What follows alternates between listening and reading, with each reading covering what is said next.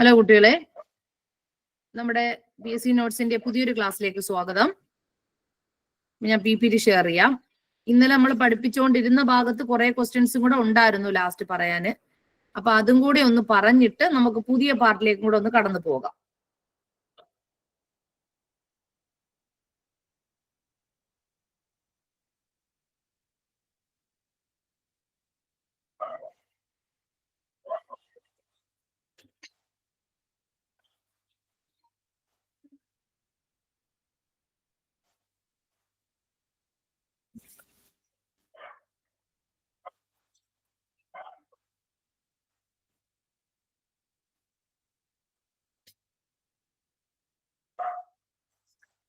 ഒന്ന് പറഞ്ഞു പോണമേ. ലോക്സഭ അംഗമാകുന്നതിനുള്ള ഏറ്റവും കുറഞ്ഞ പ്രായപരിധി കേൾക്കാൻ പറ്റുന്നുണ്ടെന്ന് വിശ്വസിക്കുന്നു. Lok Sabha, the minimum age record to become a member of the Lok Sabha 25 years ആണോ, 23 years ആണോ, 27 years ആണോ, 30 years ആണോ? ഏതാണ് കുട്ടികളെ ലോക്സഭ അംഗമാകുന്നതിനുള്ള പ്രായപരിധി? 25 years. Very good, very good. അടുത്ത, ഇന്ത്യയിൽ സംസ്ഥാന മന്ത്രിസഭയുടെ, സംസ്ഥാനമാണ് മന്ത്രിസഭയുടെ അധ്യക്ഷൻ ആരാണ്? Who is the chairman of the council of the ministers of the state government in India? Chief minister ആണോ, ഗവർണർ ആണോ, ചീഫ് സെക്രട്ടറി ആണോ, സ്പീക്കർ ഓഫ് ലെജിസ്ലേറ്റീവ് അസംബ്ലി ആണോ? ആരാണ്? ഗവർണർ. ഒന്നും കൂടെ ശ്രദ്ധിച്ചിട്ട് പറയാം. ഇന്ത്യയിൽ സംസ്ഥാന മന്ത്രിസഭയുടെ അധ്യക്ഷൻ ആരാണ്? മന്ത്രിസഭയുടെ അധ്യക്ഷൻ ആരാണ്? ആരാ കുട്ടികളെ? Chief secretary.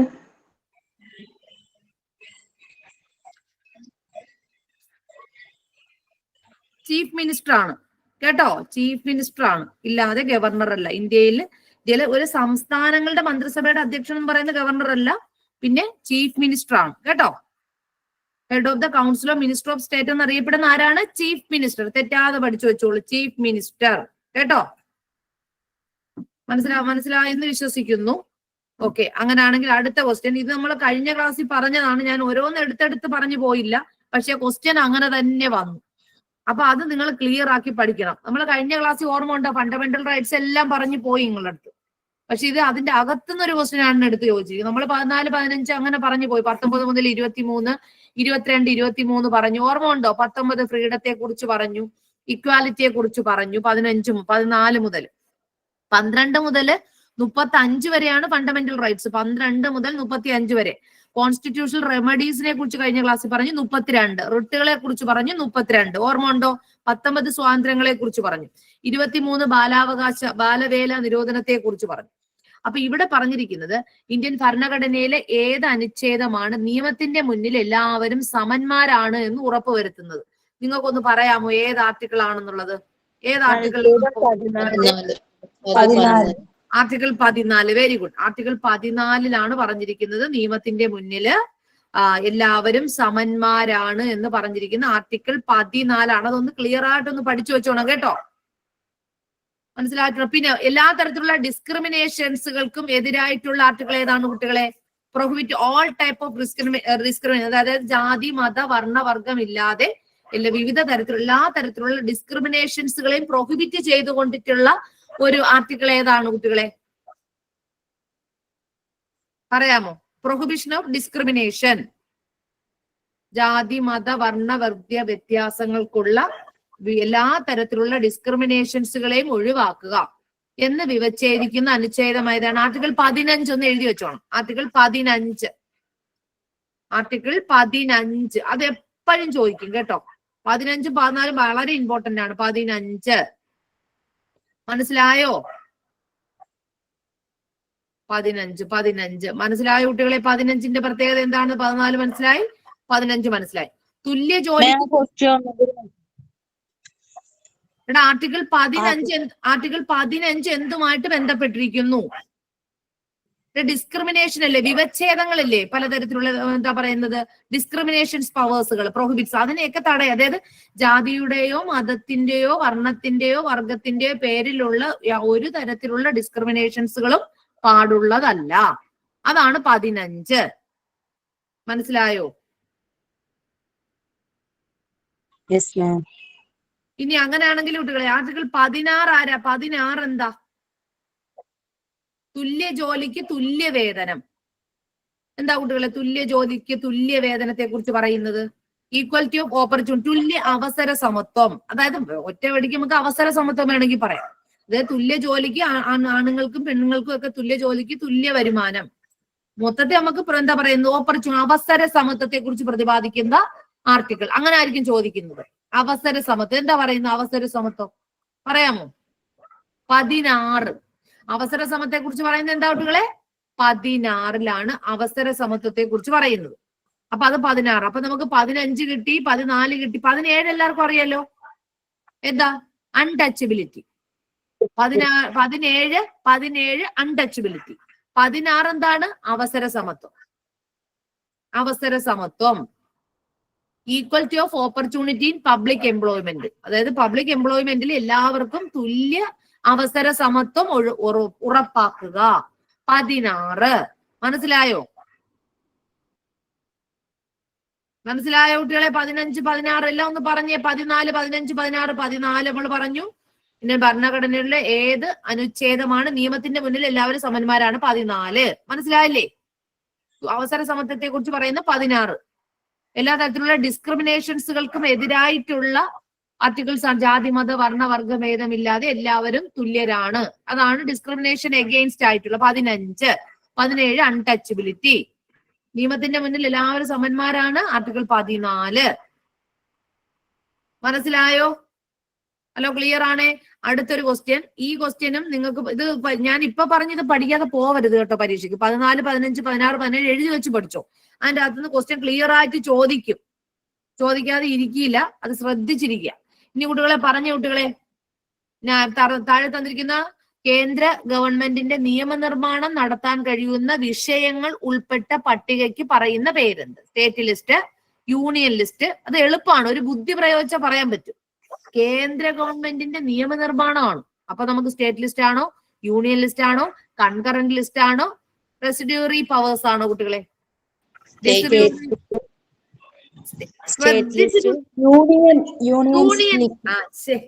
നിങ്ങൾ ഇതിനെ പഠിക്കേണ്ട കാര്യമില്ല. അത് നിങ്ങൾ ബുദ്ധി പ്രയോഗിച്ചാൽ മതി കുട്ടികളെ. കേന്ദ്ര ഗവൺമെന്റിന്റെ ഏറ്റവും പ്രാധാന്യം അർഹിക്കുന്ന നിയമപരമായിട്ടുള്ള എല്ലാ ഒഫീഷ്യൽ ആയിട്ടുള്ള എല്ലാ തരത്തിലുള്ള നിയമനിർമ്മാണവും ചോദിച്ചു കഴിഞ്ഞാൽ നിങ്ങൾ ഒറ്റയടിക്ക് യൂണിയൻ ലിസ്റ്റ് അങ്ങ് പറഞ്ഞു വെച്ചോണം. അതേസമയം എഡ്യൂക്കേഷനും ഫോറസ്റ്റ് ഒക്കെ എവിടെ വരും? ഒന്ന് പറഞ്ഞേ, ബുദ്ധി ഉണ്ടെങ്കിൽ പറയും. എഡ്യൂക്കേഷൻ, വിദ്യാഭ്യാസം, അതുപോലെ തന്നെ ഫോറസ്റ്റ്, ഇതൊക്കെ ഏത് ലിസ്റ്റ് വരും? Concurrent list. Concurrent list, state list അല്ല. കൺകറന്റ് ലിസ്റ്റിലാണ് വരുന്നത് കേട്ടാ. കൺകറന്റ് ലിസ്റ്റിലാണ് വരുന്നത്. മറന്നു പോവല്ലേ കുട്ടികളെ? കൺകറന്റ്. അത് എഡ്യൂക്കേഷൻ എഴുതി വെച്ചോ, എല്ലാരും എഴുതി വെച്ചോണം. എഡ്യൂക്കേഷൻ ഒക്കെ വരുന്ന കൺകറന്റ്. കുട്ടികളെ ഡിഫൻസ് ഏതിലാ വരുന്നത്? ഡിഫൻസ് ഏതിലാ വരുന്നത്? നമുക്ക് കേന്ദ്ര ഗവൺമെന്റ് ഏറ്റവും പ്രധാനപ്പെട്ട ഒരു നിയമനിർമ്മാണങ്ങളിൽ ഒന്നാണ് ഡിഫൻസ് എന്ന് പറയുന്നത്. അപ്പൊ ഈ ഡിഫൻസ് ഡിപ്പാർട്ട്മെന്റ് ഒക്കെ ഏതിൽ വരും? ബാങ്കിങ്, കേന്ദ്ര ഗവൺമെന്റ്. അത്രേ ഉള്ളൂ കാര്യം. ഇത്തരത്തിലുള്ള നിങ്ങളൊരു കാര്യം ചിന്തിക്കുക. ഇത്തരത്തിലുള്ള ഏതെങ്കിലും നിയമങ്ങൾ വരുമ്പോൾ നിങ്ങൾ ചിന്തിക്കുക, നമുക്ക് ഏറ്റവും ഒഫീഷ്യൽ ആയിട്ടുള്ള കാര്യങ്ങളൊക്കെ സ്റ്റേറ്റ് ഗവൺമെന്റ് എടുത്ത് ചെയ്യും? ഇല്ല, അതെല്ലാം കേന്ദ്രമായിരിക്കും ചെയ്യുന്നു. അത് പ്രത്യേകിച്ച് ചിന്തിക്കണം. അതായത് കറൻസി, ഫോറിൻ വിദേശ രാജ്യങ്ങളുമായിട്ടുള്ള ബന്ധം, ഡിഫൻസ്, റെയിൽവേ, അതെല്ലാം വരുന്നത് ഏതിലാണ് കുട്ടികളെ? നമ്മുടെ യൂണിയൻ ലിസ്റ്റിലാണ്. മറന്നു പോവാതെ പഠിക്കണം. വളരെ പ്രാധാന്യമാണ്. പറഞ്ഞ് മനസ്സിലായിട്ടുണ്ടല്ലോ. ഇനി സ്റ്റേറ്റ് ലിസ്റ്റിലുണ്ട് ഏകദേശം 20 സ്റ്റേറ്റ് ലിസ്റ്റിൽ വരുന്ന പിന്നെ ഐറ്റംസുകളും പഠിച്ചു വയ്ക്കണം. ഒരുപാട് സബ്ജക്ട്സുകളുണ്ട് സ്റ്റേറ്റ് ലിസ്റ്റിന്റെ അകത്ത്. കുട്ടികളെ ഞാൻ ഒരെണ്ണം ചോദിക്കാൻ, നിങ്ങൾ പറയും സ്റ്റേറ്റ് ലിസ്റ്റ് ആണോ കൺകറന്റ് ലിസ്റ്റ് ആണോ? യൂണിയൻ ലിസ്റ്റ് എല്ലാം ഞാൻ പറഞ്ഞു തന്നിട്ടുണ്ട്. ഇതിന്റെ അപ്പുറം യൂണിയൻ ലിസ്റ്റ് ചോദിക്കത്തില്ല.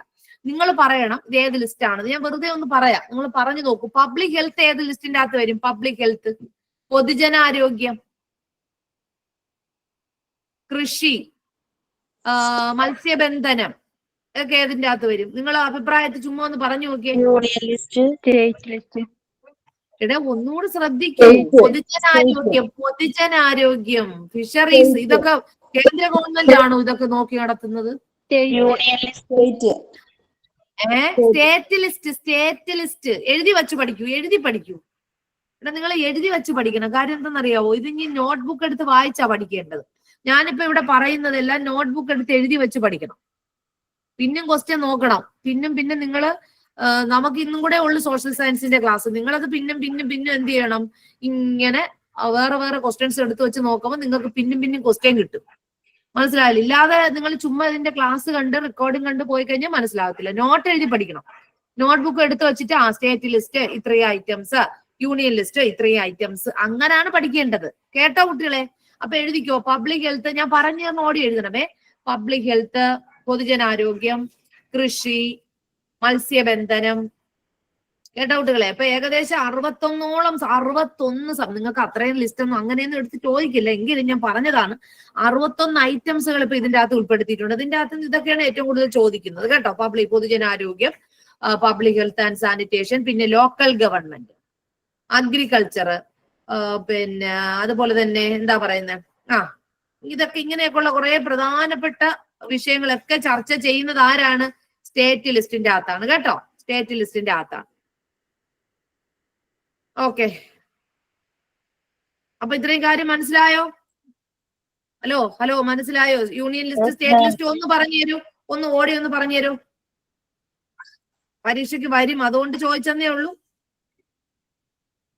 കൺകറന്റ് ലിസ്റ്റ്, ഇനി കൺകറന്റ് ലിസ്റ്റ് ആണ് പഠിക്കാൻ പോകുന്നത്. കൺകറന്റ് ലിസ്റ്റിന്റെ കൂടെ ഒന്ന് ഓടി പറഞ്ഞുതരും, ഒന്ന് എഴുതി വെച്ചോണം. ഞാൻ പറഞ്ഞ എഡ്യൂക്കേഷൻ ഇതിന്റെ അകത്ത് വരും. ട്രേഡ് യൂണിയൻ, ഏതാണ്? ട്രേഡ് യൂണിയനുകള്, വിവാഹം, മാരേജ്, അഡോപ്റ്റേഷൻ, ദത്തെടുക്കല്, ഫോറസ്റ്റ്, ഞാൻ നേരത്തെ പറഞ്ഞ ഓർമ്മ ഉണ്ടോ നിങ്ങൾക്ക്? വിദ്യാഭ്യാസവും പിന്നെ ഫോറസ്റ്റും, വനം, ട്രേഡ് യൂണിയൻസുകള്, മാരേജ്, വിവാഹം, ദത്തെടുക്കൽ, ഇതൊക്കെ ഏതിന്റെ അകത്താണ് വരുന്നത് കുട്ടികളെ? നമ്മുടെ കൺകറന്റ് ലിസ്റ്റ്. നിങ്ങൾ ഇത്രയും പഠിച്ചു, ഇതിന്റെ അപ്പുറം പഠിച്ചു പോണ്ട, കാര്യം ഇതിന്റെ അപ്പുറം ചോദിക്കത്തില്ല.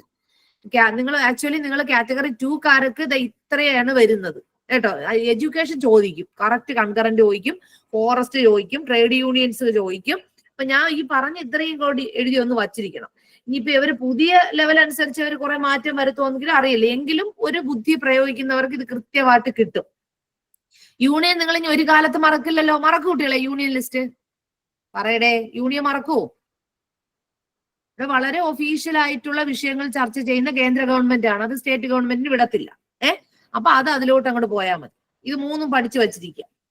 അടുത്തത് ഒരു സൈക്കോളജിയുടെ ഒരു പെഡഗോജി ക്വസ്റ്റ്യൻ ആണെന്ന് പറയാൻ ശ്രമിക്കുക. നമുക്ക് നോക്കാം. ഏതാണ്? സ്കിറ്റ് മത്സരത്തിലേക്ക് ഒരു അധ്യാപക ആൺകുട്ടികളെ മാത്രം, സ്കിറ്റിന് അധ്യാപക ആരെ മാത്രം തിരഞ്ഞെടുത്തു? ആൺകുട്ടികളെ മാത്രം തിരഞ്ഞെടുക്കുന്നു. ഇതിലുള്ള നിങ്ങളുടെ അഭിപ്രായം എന്താണ്? എന്തുകൊണ്ടാണ് ആ ടീച്ചർ ആൺകുട്ടിയെ മാത്രം തിരഞ്ഞെടുക്കുന്നത്? യാഥാർത്ഥ്യബോധ സമീപനം ഉള്ളത് കൊണ്ടാണോ? റിയലിസ്റ്റിക് അപ്രോച്ച്, ജെൻഡർ ബയാസുകൾ ഉള്ളത് കൊണ്ടാണോ? Democratic selection, practical selection? Simple. ആൺകുട്ടികളെ മാത്രം എന്താണ്? ജെൻഡർ ബയാസുകൾ. ജെൻഡർ ബയാസുകളാണ്. വെരി ഗുഡ്, ജെൻഡർ ബയാസുകളാണ് കറക്റ്റ് ആയിട്ടുള്ള ആൻസർ. ഓക്കെ, അടുത്ത ക്വസ്റ്റ്യൻ. ഇതെല്ലാം പഠിച്ചു വെച്ചോണം. അടുത്തത് സൗരയൂഥത്തിലെ പിന്നെ അന്തരഗ്രഹങ്ങളിൽ ഏറ്റവും ചെറുതേത്? Smallest planet, the inner planet of the solar system. Inner planet of the solar system ഏതാ കുട്ടികളെ? അതായത് ഇന്നർ പ്ലാനറ്റ്, ഔട്ടർ പ്ലാനറ്റും ഉണ്ട്. ഏതാണ്? കൃത്യമായി മെർക്കുറിയാണ് കേട്ടോ. ബുധൻ. Very good. മെർക്കുറിയാണ് ഇന്നർ. ശ്രദ്ധിക്കണം, സ്മാളറ്റ് പ്ലാനറ്റ്സിന്റെ അന്തർഗ്രഹങ്ങൾ ഏറ്റവും ചെറുത് ബുധനാണ്. Very good. ഒരു കൊച്ചു ക്വസ്റ്റ്യൻ ആണ്. നമ്മൾ കഴിഞ്ഞ ക്ലാസ് ഇച്ചിലൂടെ ഡീറ്റെയിൽഡ് ആയിട്ടൊക്കെ പറഞ്ഞു. അതിന്റെ ഓർഡർ അനുസരിച്ചൊക്കെ പഠിച്ചു പോയി. ഓർമ്മ ഉണ്ടോ എന്ന് എനിക്ക് അറിയത്തില്ല. അശോകൻ ഉൾപ്പെടുന്ന രാജവംശം, പിന്നെ ഹിസ്റ്ററിയിലേക്ക് വരികയാണ്. മൗര്യ രാജവംശം, ഗുപ്ത രാജവംശം, ചോള രാജവംശം. കുട്ടികളെ കരികാല ചോളനൊക്കെ ഏതിലാ വരുന്നത്? ചോള രാജവംശത്തിലെ ഭരണാധികാരിയാണ്.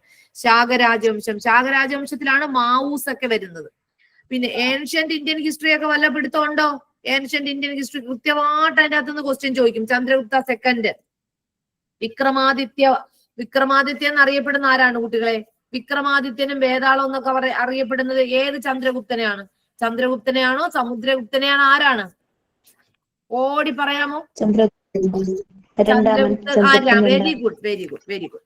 ചന്ദ്രഗുപ്തൻ രണ്ടാമനെയാണ് വിക്രമാദിത്യനും വേതാളവും ഒക്കെ വരുന്നത് ഈ ചന്ദ്രഗുപ്തൻ രണ്ടാമന്റെ കാലഘട്ടത്തിലാണ്. മറന്നു പോവരുതേ. അപ്പൊ അവിടെയും ഭയങ്കര പ്രാധാന്യപ്പെട്ടിട്ടുള്ള ചില കാര്യങ്ങളുണ്ട്. പിന്നെ മൗര്യരാജവംശം ഒന്ന് പറയാമോ? പറയൂ. എന്താടാ ടീച്ചർ? ഇപ്പോഴത്തെ ടെക്സ്റ്റിൽ നിന്ന് മാറ്റിയിട്ട് ആ സിലബസ് അതുപോലെ ആയിരിക്കുമോ ഇനി വരുന്നത്? ഇതെല്ലാം നമുക്ക് പഴയ ടെക്സ്റ്റിലുള്ള ആ ഒരു മോഡൽ അല്ലേ? ഇപ്പൊ മോഡൽ ഇത് തന്നെയാണ്, പക്ഷെ ഇതിൽ ഇനി ഒരു വലിയ മാറ്റം അവര് വരുത്തിക്കുക. ഇപ്പോഴത്തെ ടെക്സ്റ്റ് ബുക്കിൽ മാറ്റം വന്നു, ആക്ച്വലി വന്നെങ്കിലും ക്വസ്റ്റ്യൻ മാറ്റം എന്ന് വെച്ചാൽ ടെക്സ്റ്റ് ബുക്ക് അങ്ങോട്ടും ഇങ്ങോട്ടും മാറിയതേ ഉള്ളടാ, ശ്രദ്ധിക്കും നിങ്ങൾ. എന്ന് വെച്ചാൽ ഞാൻ പറഞ്ഞുതരാം. എന്ന് പറയുമ്പോ മാറ്റിയിട്ടെന്ന് പറയുമ്പോ തിരിച്ച് 9 എടുത്ത് തിരിച്ചു കൊണ്ടുവന്നു ഇല്ലേ? നമ്മൾ 10ാം ക്ലാസ്സിൽ എടുത്ത് 9 കൊണ്ടുവന്നു. ആ മാറ്റമല്ലേ നിങ്ങൾ കണ്ടുള്ളൂ. തിരിച്ച് 10 നോക്കിയാലും അതുപോലെ തന്നെയാണ്. അവിടെ കൊണ്ട് തിരിച്ചെടുത്തു. 6ാം ക്ലാസ്സിലൊക്കെ കുറച്ചുകൂടി 6ാം ക്ലാസ്സിൽ കുറച്ചും കൂടിയൊക്കെ ഉൾപ്പെടുത്തിയിട്ടുണ്ട്, പ്രൈമേറ്റുകൾ എന്നൊക്കെ പറഞ്ഞിട്ട്. അങ്ങനെയൊക്കെ കുറച്ചുകൂടി കൊണ്ടുവന്നിട്ടുണ്ട്. അങ്ങനെയുള്ള ക്വസ്റ്റ്യൻ ഇന്നത്തെ ക്ലാസ്സിൽ ഞാൻ ലാസ്റ്റ് ഭാഗത്ത് കുറെ ക്വസ്റ്റ്യൻ അതിന്റെ അകത്ത് നിന്ന് കൊണ്ടുവന്നു, കുറെ പുതുമയുള്ള ക്വസ്റ്റ്യൻ, അതായത് പുതിയ സിലബസുമായിട്ട് ബന്ധപ്പെടുത്തിയിട്ടുള്ള കാണിച്ചു തരാം നിങ്ങൾക്ക്. അത് ഞാൻ ലാസ്റ്റ് കൊണ്ടുവന്നിട്ടുണ്ട്. കേട്ടിട്ടില്ല. അതെന്തെന്ന് വെച്ചാല് അതും ഉണ്ട്, ആക്ച്വലി ഉണ്ട്. ഞാൻ ക്വസ്റ്റ്യനിൽ കണ്ടിട്ടില്ലാത്തതായിരിക്കും, നിങ്ങൾ കണ്ടിട്ടില്ലാത്തതായിരിക്കും. നമ്മള് ആക്ച്വലി ഞാൻ പഠിപ്പിക്കുന്ന സമയത്ത് അതെല്ലാം കൊണ്ടുവന്നിട്ടുണ്ട്. അപ്പൊ നിങ്ങളൊരു കാര്യം മനസ്സിലാക്കണം, പുതിയ ടെസ്റ്റ് വന്നെന്നും പറഞ്ഞ് അതിൽ മാറ്റമൊന്നുമില്ല. പുതിയ ടെസ്റ്റ് വന്നത് കൊണ്ട് നിങ്ങൾ പഠിച്ചതിലൊന്നും പോകണമെന്നില്ല. കറക്റ്റ് അത് അങ്ങോട്ടും ഇങ്ങോട്ടും ടെസ്റ്റ് അങ്ങോട്ട് ചെറിയൊരു മാറ്റം വന്നതേ ഉള്ളൂ. പരീക്ഷയ്ക്ക് യാതൊരു പ്രശ്നവും വരത്തില്ല. പക്ഷേ ഇനി എനിക്ക് വേറൊരു കാര്യം കൂടെ പറയാനുണ്ട്. ചിലപ്പോ ഇവര് ഒരു ചെറിയ വ്യത്യാസം വരുത്തും. എങ്ങനെയാണെന്നറിയോ? അത് ഇത്രയും നാളും അങ്ങനെ വരുത്തിയിട്ടേ ഇല്ല. ആ വ്യത്യാസം എന്ന് പറയുമ്പോൾ ഞാൻ ഒരു കുറച്ച് ക്വസ്റ്റ്യൻ കാണിച്ചു തരാം. ഈ സ്റ്റേറ്റ്മെന്റ് ടൈപ്പിൽ ചിലപ്പം വരാൻ ചാൻസ് ഉണ്ട്. കണ്ടോ? ഇങ്ങനെയുള്ള ക്വസ്റ്റ്യൻ ഇത് കണ്ടോ? ഇത് അങ്ങനെയുള്ളൊരു ക്വസ്റ്റ്യൻ ആണ്, ഒരു പുതിയ ടെസ്റ്റിനെ അനുബന്ധിച്ചിട്ടുള്ളതാണ്. നിങ്ങളൊന്ന് നോക്കിയേ. VT ഭട്ടതിരിപ്പാടിനെ കുറിച്ച് തന്നിരിക്കുന്ന പ്രസ്താവനകളിൽ ശരിയല്ലാത്തത് ഏത്? ഇത് പറയാനൊന്ന് പറ്റൂ? ഒന്ന് പറയാൻ ശ്രമിച്ചേ. ഇതൊരു പുതിയ ടെക്സ്റ്റ് ബുക്കിന്റെ അകത്തുനിന്ന് ഞാൻ കൊണ്ടുവന്നതാണ്. കണ്ണീരും കിനാവും എന്ന ആത്മകഥയുടെ ചിലപ്പോ ഇങ്ങനെ ചോദിക്കാൻ ചാൻസ് ഉണ്ട് കേട്ടോ. അതിൽ നമുക്ക് മാറ്റം വരും. ചിലപ്പോ സോഷ്യൽ സയൻസ് ഇത്തരത്തിൽ സ്റ്റേറ്റ്മെന്റ് അധികമാരത്തിൽ കൊണ്ടുവരും. അപ്പൊ നിങ്ങൾ ഏതിപ്പോ നിയോലത്തിക്ക് പഠിച്ചാലും മെസപ്പൊട്ടോമിയം പഠിച്ചാലും ഇപ്പൊ നിങ്ങളൊരു കാര്യം മനസ്സിലാക്കും. നിങ്ങൾ എന്റെ അടുത്ത് ചോദിച്ചു, ടീച്ചറെ ഇപ്പൊ ഇന്ന് വന്ന ടെസ്റ്റ് കുറച്ച് മാറ്റമൊക്കെ വന്ന് കുറെ കാര്യങ്ങൾ കൊണ്ടെത്തി. ഇപ്പൊ മെസപ്പൊട്ടോമിയ പഠിക്കുമ്പോൾ സകലതും പൂർണ്ണമായിട്ട് പഠിക്കണമെന്നാണ് പുതിയ ടെസ്റ്റിന്റെ പ്രസ്താവന. മനസ്സിലാവുന്നില്ല? അതായത് ഇത്തരത്തിലുള്ള പ്രസ്താവന രീതിയിലുള്ള ക്വസ്റ്റ്യൻ കൊണ്ടുവരും. അപ്പോഴും അവിടെ വേറെ വ്യത്യാസങ്ങളൊന്നുമില്ല. പിന്നെ എനിക്ക് നിങ്ങളുടെ അടുത്ത് പറയേണ്ട വേറൊരു കാര്യം, നമ്മൾ ഈ ക്വസ്റ്റ്യൻ പേപ്പർ ബേസ് ആയിട്ടാണ് ഇപ്പൊ പോകുന്നത് ആക്ച്വലി. പക്ഷെ നമ്മൾ ജോഗ്രഫി ഒക്കെ പഠിച്ചപ്പോൾ ഡീറ്റെയിൽഡ് ആയിട്ട് പഠിച്ചില്ലേ? ഒന്ന് പറഞ്ഞേ. പഠിച്ചില്ലേ? പഠിച്ചു. അതുകൊണ്ട് ഇപ്പൊ നമ്മളിപ്പോ ഇവിടെ ഏത് കാര്യം കൊണ്ട് അതിപ്പം നിങ്ങൾ ആ കാര്യമൊക്കെ ഞാൻ പറയാത്ത വേറെ ഒന്നും കൊണ്ടല്ല, ഹിസ്റ്ററി പഠിപ്പിക്കുന്ന സാറന്മാരായിരുന്നു അവിടെ പറഞ്ഞു പോവേണ്ടത്. ഞങ്ങൾ ജോഗ്രഫി ഞാൻ നിങ്ങളെ പഠിപ്പിച്ചത് പൂർണ്ണമായ രീതിയിലാണ് പഠിപ്പിച്ചത്. അല്ല, ക്ലാസ്സിൽ ഇരുന്നവരാരെങ്കിലും ഉണ്ടോ ഇവിടെ ക്ലാസ്സിൽ? പറയൂ. ഹലോ കുട്ടികളെ പറയൂ. ജോഗ്രഫി ക്ലാസ്സിൽ എന്റെ ക്ലാസ്സിൽ ഇരുന്നവരെ സംബന്ധിച്ചിടത്തോളം പൂർണ്ണമായ പിക്ചറൈസേഷൻ തന്നിട്ടാണ് ഞാൻ ഈ ക്വസ്റ്റ്യനിലേക്ക് വരുന്നത്. ഹിസ്റ്ററി ഭാഗത്തെ സംബന്ധിച്ചിടത്തോളം നിങ്ങൾ ഹിസ്റ്ററി പഠിക്കുന്ന സാറന്മാര് ആ പാർട്ടും കൂടെ കൊണ്ടുവന്ന് പഠിപ്പിക്കണമായിരുന്നു. ഇപ്പൊ ഞാൻ കൊണ്ടുവന്ന് ജോഗ്രഫി പഠിപ്പിച്ച പല ഭാഗത്തും പുതിയ ടെസ്റ്റുമായിട്ട് റിലേറ്റഡ് ആയിട്ടുള്ള ഫാക്ടുകൾ സകലത് നിങ്ങളിലേക്ക് എത്തിച്ചിട്ടുണ്ട്. ഓർമ്മ ഉണ്ടോന്ന് എനിക്ക് അറിയത്തില്ല. ഞാൻ അങ്ങനെ തന്നെയാണ് പഠിപ്പിച്ചത്. അതായത് 10ാം ക്ലാസ്സിലെ ജോഗ്രഫിയുടെ തുടക്കം, ആ ചാപ്റ്ററാണ് ഞാൻ ഇവിടെ തുടക്കം നിങ്ങൾക്ക് എന്ന് തന്നത്. ആ ക്ലാസ് ശ്രദ്ധിക്കുന്നവരും ഇനി ആ റെക്കോർഡിംഗ് കാണുന്നവർ അവിടെ മനസ്സിലാക്കും. അവിടെ ഞാൻ ജോഗ്രഫി അങ്ങനെ. പക്ഷെ ഇവിടെ നമ്മള് പ്രീവിയസ് ക്വസ്റ്റ്യൻ പേപ്പർ അനുബന്ധിച്ചാണ് പോകുന്നത്. അപ്പൊ ചിലരിലൊക്കെ നിങ്ങൾക്ക് സ്വാഭാവികമായിട്ട് നിങ്ങൾക്ക് ഡൗട്ട് അടിക്കും, ടീച്ചർ അയ്യോ പുതിയ ടെസ്റ്റ് അനുസരിച്ചല്ലേ അവർ ചോദിക്കൂ. അങ്ങനെ ചോദിച്ചില്ല. കാര്യം എന്താണെന്നറിയോ? അതിന്റെ എനിക്ക് തെളിവ് തരാൻ വേണമെങ്കിൽ. ബിക്കോസ് കഴിഞ്ഞ വർഷം 9ാം ക്ലാസ്സിലെ ടെസ്റ്റ് മാറി. ആ സമയത്ത് നമ്മളെ കേട്ടിട്ട് പരീക്ഷ നടന്നിട്ട് വലിയ പ്രശ്നങ്ങൾ വല്ലതും നടന്നോ? നിങ്ങൾ തന്നെ പറയൂ. ഇല്ല, യാതൊരു പ്രശ്നവും നടന്നില്ല. ആക്ച്വലി ഒരു കാര്യം നിങ്ങൾ മനസ്സിലാക്കുക, പഠിക്കുന്ന സമയത്ത് പൂർണ്ണമായ ലെവലിൽ പഠിക്കുക. ഇപ്പൊ ജോഗ്രഫിയുടെ പെനിൻസുലാർ റിവർ പഠിച്ചാലും ഹാരപ്പൻ സിവിലൈസേഷൻ, എന്റെ അഭിപ്രായമാണ് ഞാൻ രേഖപ്പെടുത്തുന്നത് എപ്പോഴും. നമ്മളിപ്പോ നെറ്റും സെറ്റൊക്കെ പഠിപ്പിക്കുന്നത് കൊണ്ടാണ് ഞാൻ ഇങ്ങനെ പറയുന്നത്. ഇപ്പൊ ഹാരപ്പൻ സിവിലൈസേഷൻ പഠിച്ചാലും പിന്നെ എന്താ പറയുന്നത് മൗര്യൻ സിവിലൈസേഷൻ പഠിച്ചാലും പിന്നെ കുതുബുദ്ദീൻ ഐബക്കിനെ പൂർണ്ണമായി പഠിച്ചെടുക്കുക. അല്ലാതെ അയ്യോ കൊച്ചു പാർട്ട് അങ്ങനൊന്നും പഠിക്കാനില്ല. നമ്മൾ കംപ്ലീറ്റ് ആയിട്ട് പഠിക്കാം. കേറ്റിട്ട് പഠിക്കുമ്പോൾ നിങ്ങൾ ചിന്തിക്കും ടീച്ചർ ആ SCRT ആ ടെസ്റ്റ് മാത്രം അങ്ങനെ പഠിച്ചിട്ട് കാര്യമില്ല. അതിലില്ലാത്ത പലതും ചോദിക്കും. അപ്പൊ നമ്മൾ എന്ത് ചെയ്യും? നമ്മൾ പഠിപ്പിക്കുന്ന സമയത്ത് വിത്ത് എക്സ്പ്ലനേഷനോടുകൂടി ടീച്ചർ ചിലത് പറയുമ്പോൾ അതിനെ ഒന്ന് ശ്രദ്ധിച്ചിരിക്കുക. അതിപ്പോ നമ്മൾ പഠിപ്പിക്കുന്നത് എങ്ങനെയാണ്? ഇപ്പൊ ഞാനൊക്കെ ആക്ച്വലി പഠിപ്പിക്കുന്ന സെറ്റിന്റെ ലെവലൊക്കെ അനുസരിച്ചൊക്കെ അങ്ങ് പോകും. അപ്പൊ അത് പഠിക്കുമ്പോൾ നിങ്ങളെ പ്രത്യേകത എന്താന്ന് പറയുക, നിങ്ങൾ പൂർണ്ണമായിട്ടും വിത്ത് എക്സ്പ്ലനേഷനോട് കൂടി നിങ്ങൾക്ക് കിട്ടും. അപ്പൊ നിങ്ങളൊരു അധ്യാപിക പഠിപ്പിക്കുമ്പോൾ നിങ്ങൾ ആദ്യം മനസ്സിലാക്കേണ്ട കാര്യം, ഞാനെന്നുള്ളതിൽ ആര് പഠിപ്പിച്ചാൽ നിങ്ങൾ എന്താ ആ പൂർണ്ണമായ ലെവലിൽ കിട്ടണം. മനസ്സിലായി. ഇപ്പൊ ജോഗ്രഫി ഒക്കെ ആണെങ്കിൽ നമ്മൾ അങ്ങനെയാണ് ഇവിടെ പഠിച്ചിരിക്കുന്നത്, അങ്ങനെ ചരിത്രം പഠിച്ചാൽ പോലും. പക്ഷെ ഞാൻ ക്ലാസ്സിൽ അങ്ങനെ പറയുന്നു എന്നാണ് എന്റെ ഒരു അഭിപ്രായം. ബിക്കോസ് ഇപ്പൊ ഡൽഹി സുൽത്താനേറ്റിനെ പഠിപ്പിച്ചാലും മൗര്യനെ പഠിപ്പിച്ചാലും മഹാജനപദ പഠിപ്പിച്ചാലും പൂർണ്ണ ലെവലിൽ നിങ്ങൾ എത്തുക. മനസ്സിലായില്ലേ? അപ്പൊ പിന്നെ നിങ്ങൾക്ക് അയ്യോ ടീച്ചർ അതിൻ്റെ അകത്ത് നിന്ന് ക്വസ്റ്റ്യൻ വന്നാലോ 6 ടെസ്റ്റും അങ്ങനെ പഠിക്കേണ്ട കാര്യമില്ല. അപ്പൊ ഒരു ക്വസ്റ്റ്യൻ കണ്ടു കഴിഞ്ഞാൽ വിത്ത് എക്സ്പ്ലനേഷനോട് കൂടി പോയാൽ മാത്രം മതി കേട്ടോ. ഇല്ല നിങ്ങൾ ടെൻഷൻ ഒന്നും ആവണ്ട. കാര്യം അത് നമുക്ക് കഴിഞ്ഞ പ്രാവശ്യത്തിലെ ക്വസ്റ്റ്യൻ പേപ്പർ എടുത്ത് നോക്കുകയാണെങ്കിൽ നമുക്ക് കാണാൻ കഴിയും. എങ്കിലും എന്നിട്ട് ഞാൻ കഴിഞ്ഞ ക്ലാസ് കൊച്ചുങ്ങൾക്കെല്ലാം പ്രസ്താവനയിലൊക്കെ പഠിപ്പിച്ചു വിട്ടു. അങ്ങനെ വലിയ പ്രസ്താവന വന്നില്ല. കാറ്റഗറി 2 വന്ന കുട്ടികളെ വന്നില്ല. വളരെ സിമ്പിൾ ക്വസ്റ്റ്യൻ ആണ്. കഴിഞ്ഞ ക്ലാസ്സിൽ ആദ്യ തവണ എഴുതിയവരെ വിജയിച്ചു. നന്നായി പഠിച്ചവരാണ് ഞാൻ പറയുന്നത്. വളരെ നന്നായി ലൈവ് സെഷനൊക്കെ കൃത്യമായിട്ട് വള്ളിപുള്ളി തെറ്റാതെ പഠിച്ചവർക്ക് ഞങ്ങൾ പഠിപ്പിച്ച പല കുട്ടികൾക്കും സോഷ്യൽ സയൻസ് ഫസ്റ്റ് ചാൻസിൽ തന്നെ കാറ്റഗറി 2, 3 വരെ കിട്ടി. അത് നിങ്ങൾ മനസ്സിലാക്കണം. അത് നമ്മളിങ്ങനെ പലപ്പോഴും ആവർത്തിച്ച് പഠിപ്പിച്ചത് കൊണ്ടിന്റെ ഒരു പ്രയോജനമാണ്. നന്നായി മനസ്സിലാക്കിയവർക്ക് കിട്ടിയിട്ടുണ്ട്. ഇനി അതുമായിട്ട് ബന്ധപ്പെടുത്തിയിട്ടുള്ള ഒരു ക്വസ്റ്റ്യൻ, ET ഭട്ടതിരിപ്പാടിനെ കുറിച്ച് തന്നിരിക്കുന്ന പ്രസ്താവനകൾ ശരിയല്ലാത്തത് ഏത്? പിന്നെ ഞാൻ പഠിപ്പിക്കുമ്പോൾ എന്റെ ഒരു പ്രത്യേകത എന്ന് പറയുമ്പോൾ ഞാൻ ഈ കേറ്ററ്റ് മാത്രം ഉദ്ദേശിച്ച് പഠിപ്പിക്കുന്നില്ല. ഞാൻ PSC നിലവാരത്തിൽ കൂടെ ഇറങ്ങി അങ്ങ് പോകും. അപ്പൊ അവിടെ പ്രത്യേകത എന്തോ ചോദിച്ചാലും നിങ്ങൾക്ക് എഴുതാൻ പറ്റും. അത് നിങ്ങൾ ആദ്യം മനസ്സിലായി. ഇപ്പൊ ഈ കേറ്ററ്റ് നിലവാരത്തിൽ നിന്നുകൊണ്ട് പഠിപ്പിച്ചാൽ ചിലപ്പോൾ നമുക്ക് അയ്യോ ഇത് ഏതാ, നിങ്ങൾ നിലവാരം താന്നേയിരിക്കും. ഒരുപടി മുന്നിൽ നിന്ന് പഠിക്കുമ്പോൾ നമുക്ക് എന്തിനേയും പിടിച്ചു വെക്കാൻ പറ്റും. അത് നിങ്ങൾ മനസ്സിലാക്കാം. ഓക്കെ. ഇനി VT ഭട്ടതിരിപ്പാടിനെ കുറിച്ച് തന്നിരിക്കുന്ന പ്രസ്താവന. നമ്മൾ VT ഭട്ടതിരിപ്പാടിനെ കുറിച്ച് നിങ്ങൾ ആക്ച്വലി കേട്ടിട്ടുണ്ടായിരിക്കും. ബുക്കിൽ കറക്റ്റ് ഇത് തന്നെയാണ് ചോദിച്ചിട്ടുള്ളത്. അതേ പാർട്ട് എടുത്തുകൊണ്ട് വന്നിരിക്കുക. കണ്ണീരും കിനാവും എന്ന ആത്മകഥയുടെ സൃഷ്ടാവ്. കേരള സാഹിത്യ അക്കാദമി 1976 വിശിഷ്ട ഫെലോഷിപ്പ് നൽകി ആദരിച്ചു. നായർ തറവാടുകളുടെ സ്ത്രീകൾ അനുഭവിക്കുന്ന ദുരിതങ്ങൾ പൊതുസമൂഹത്തിന്റെ ശ്രദ്ധയിൽ കൊണ്ടുവന്നു. മേഴത്തൂർ അഗ്നിഹോത്രിയുടെ തായ് വഴിയിൽ പെട്ടതാണ്. ഏതാ കുട്ടികളെ ശരിയല്ലാത്ത പ്രസ്താവന? പറയൂ അറിയാമോ? Option C. കണ്ടോ? കാര്യം ബാക്കിയെല്ലാം ഒരുവിധം പിടിക്കി.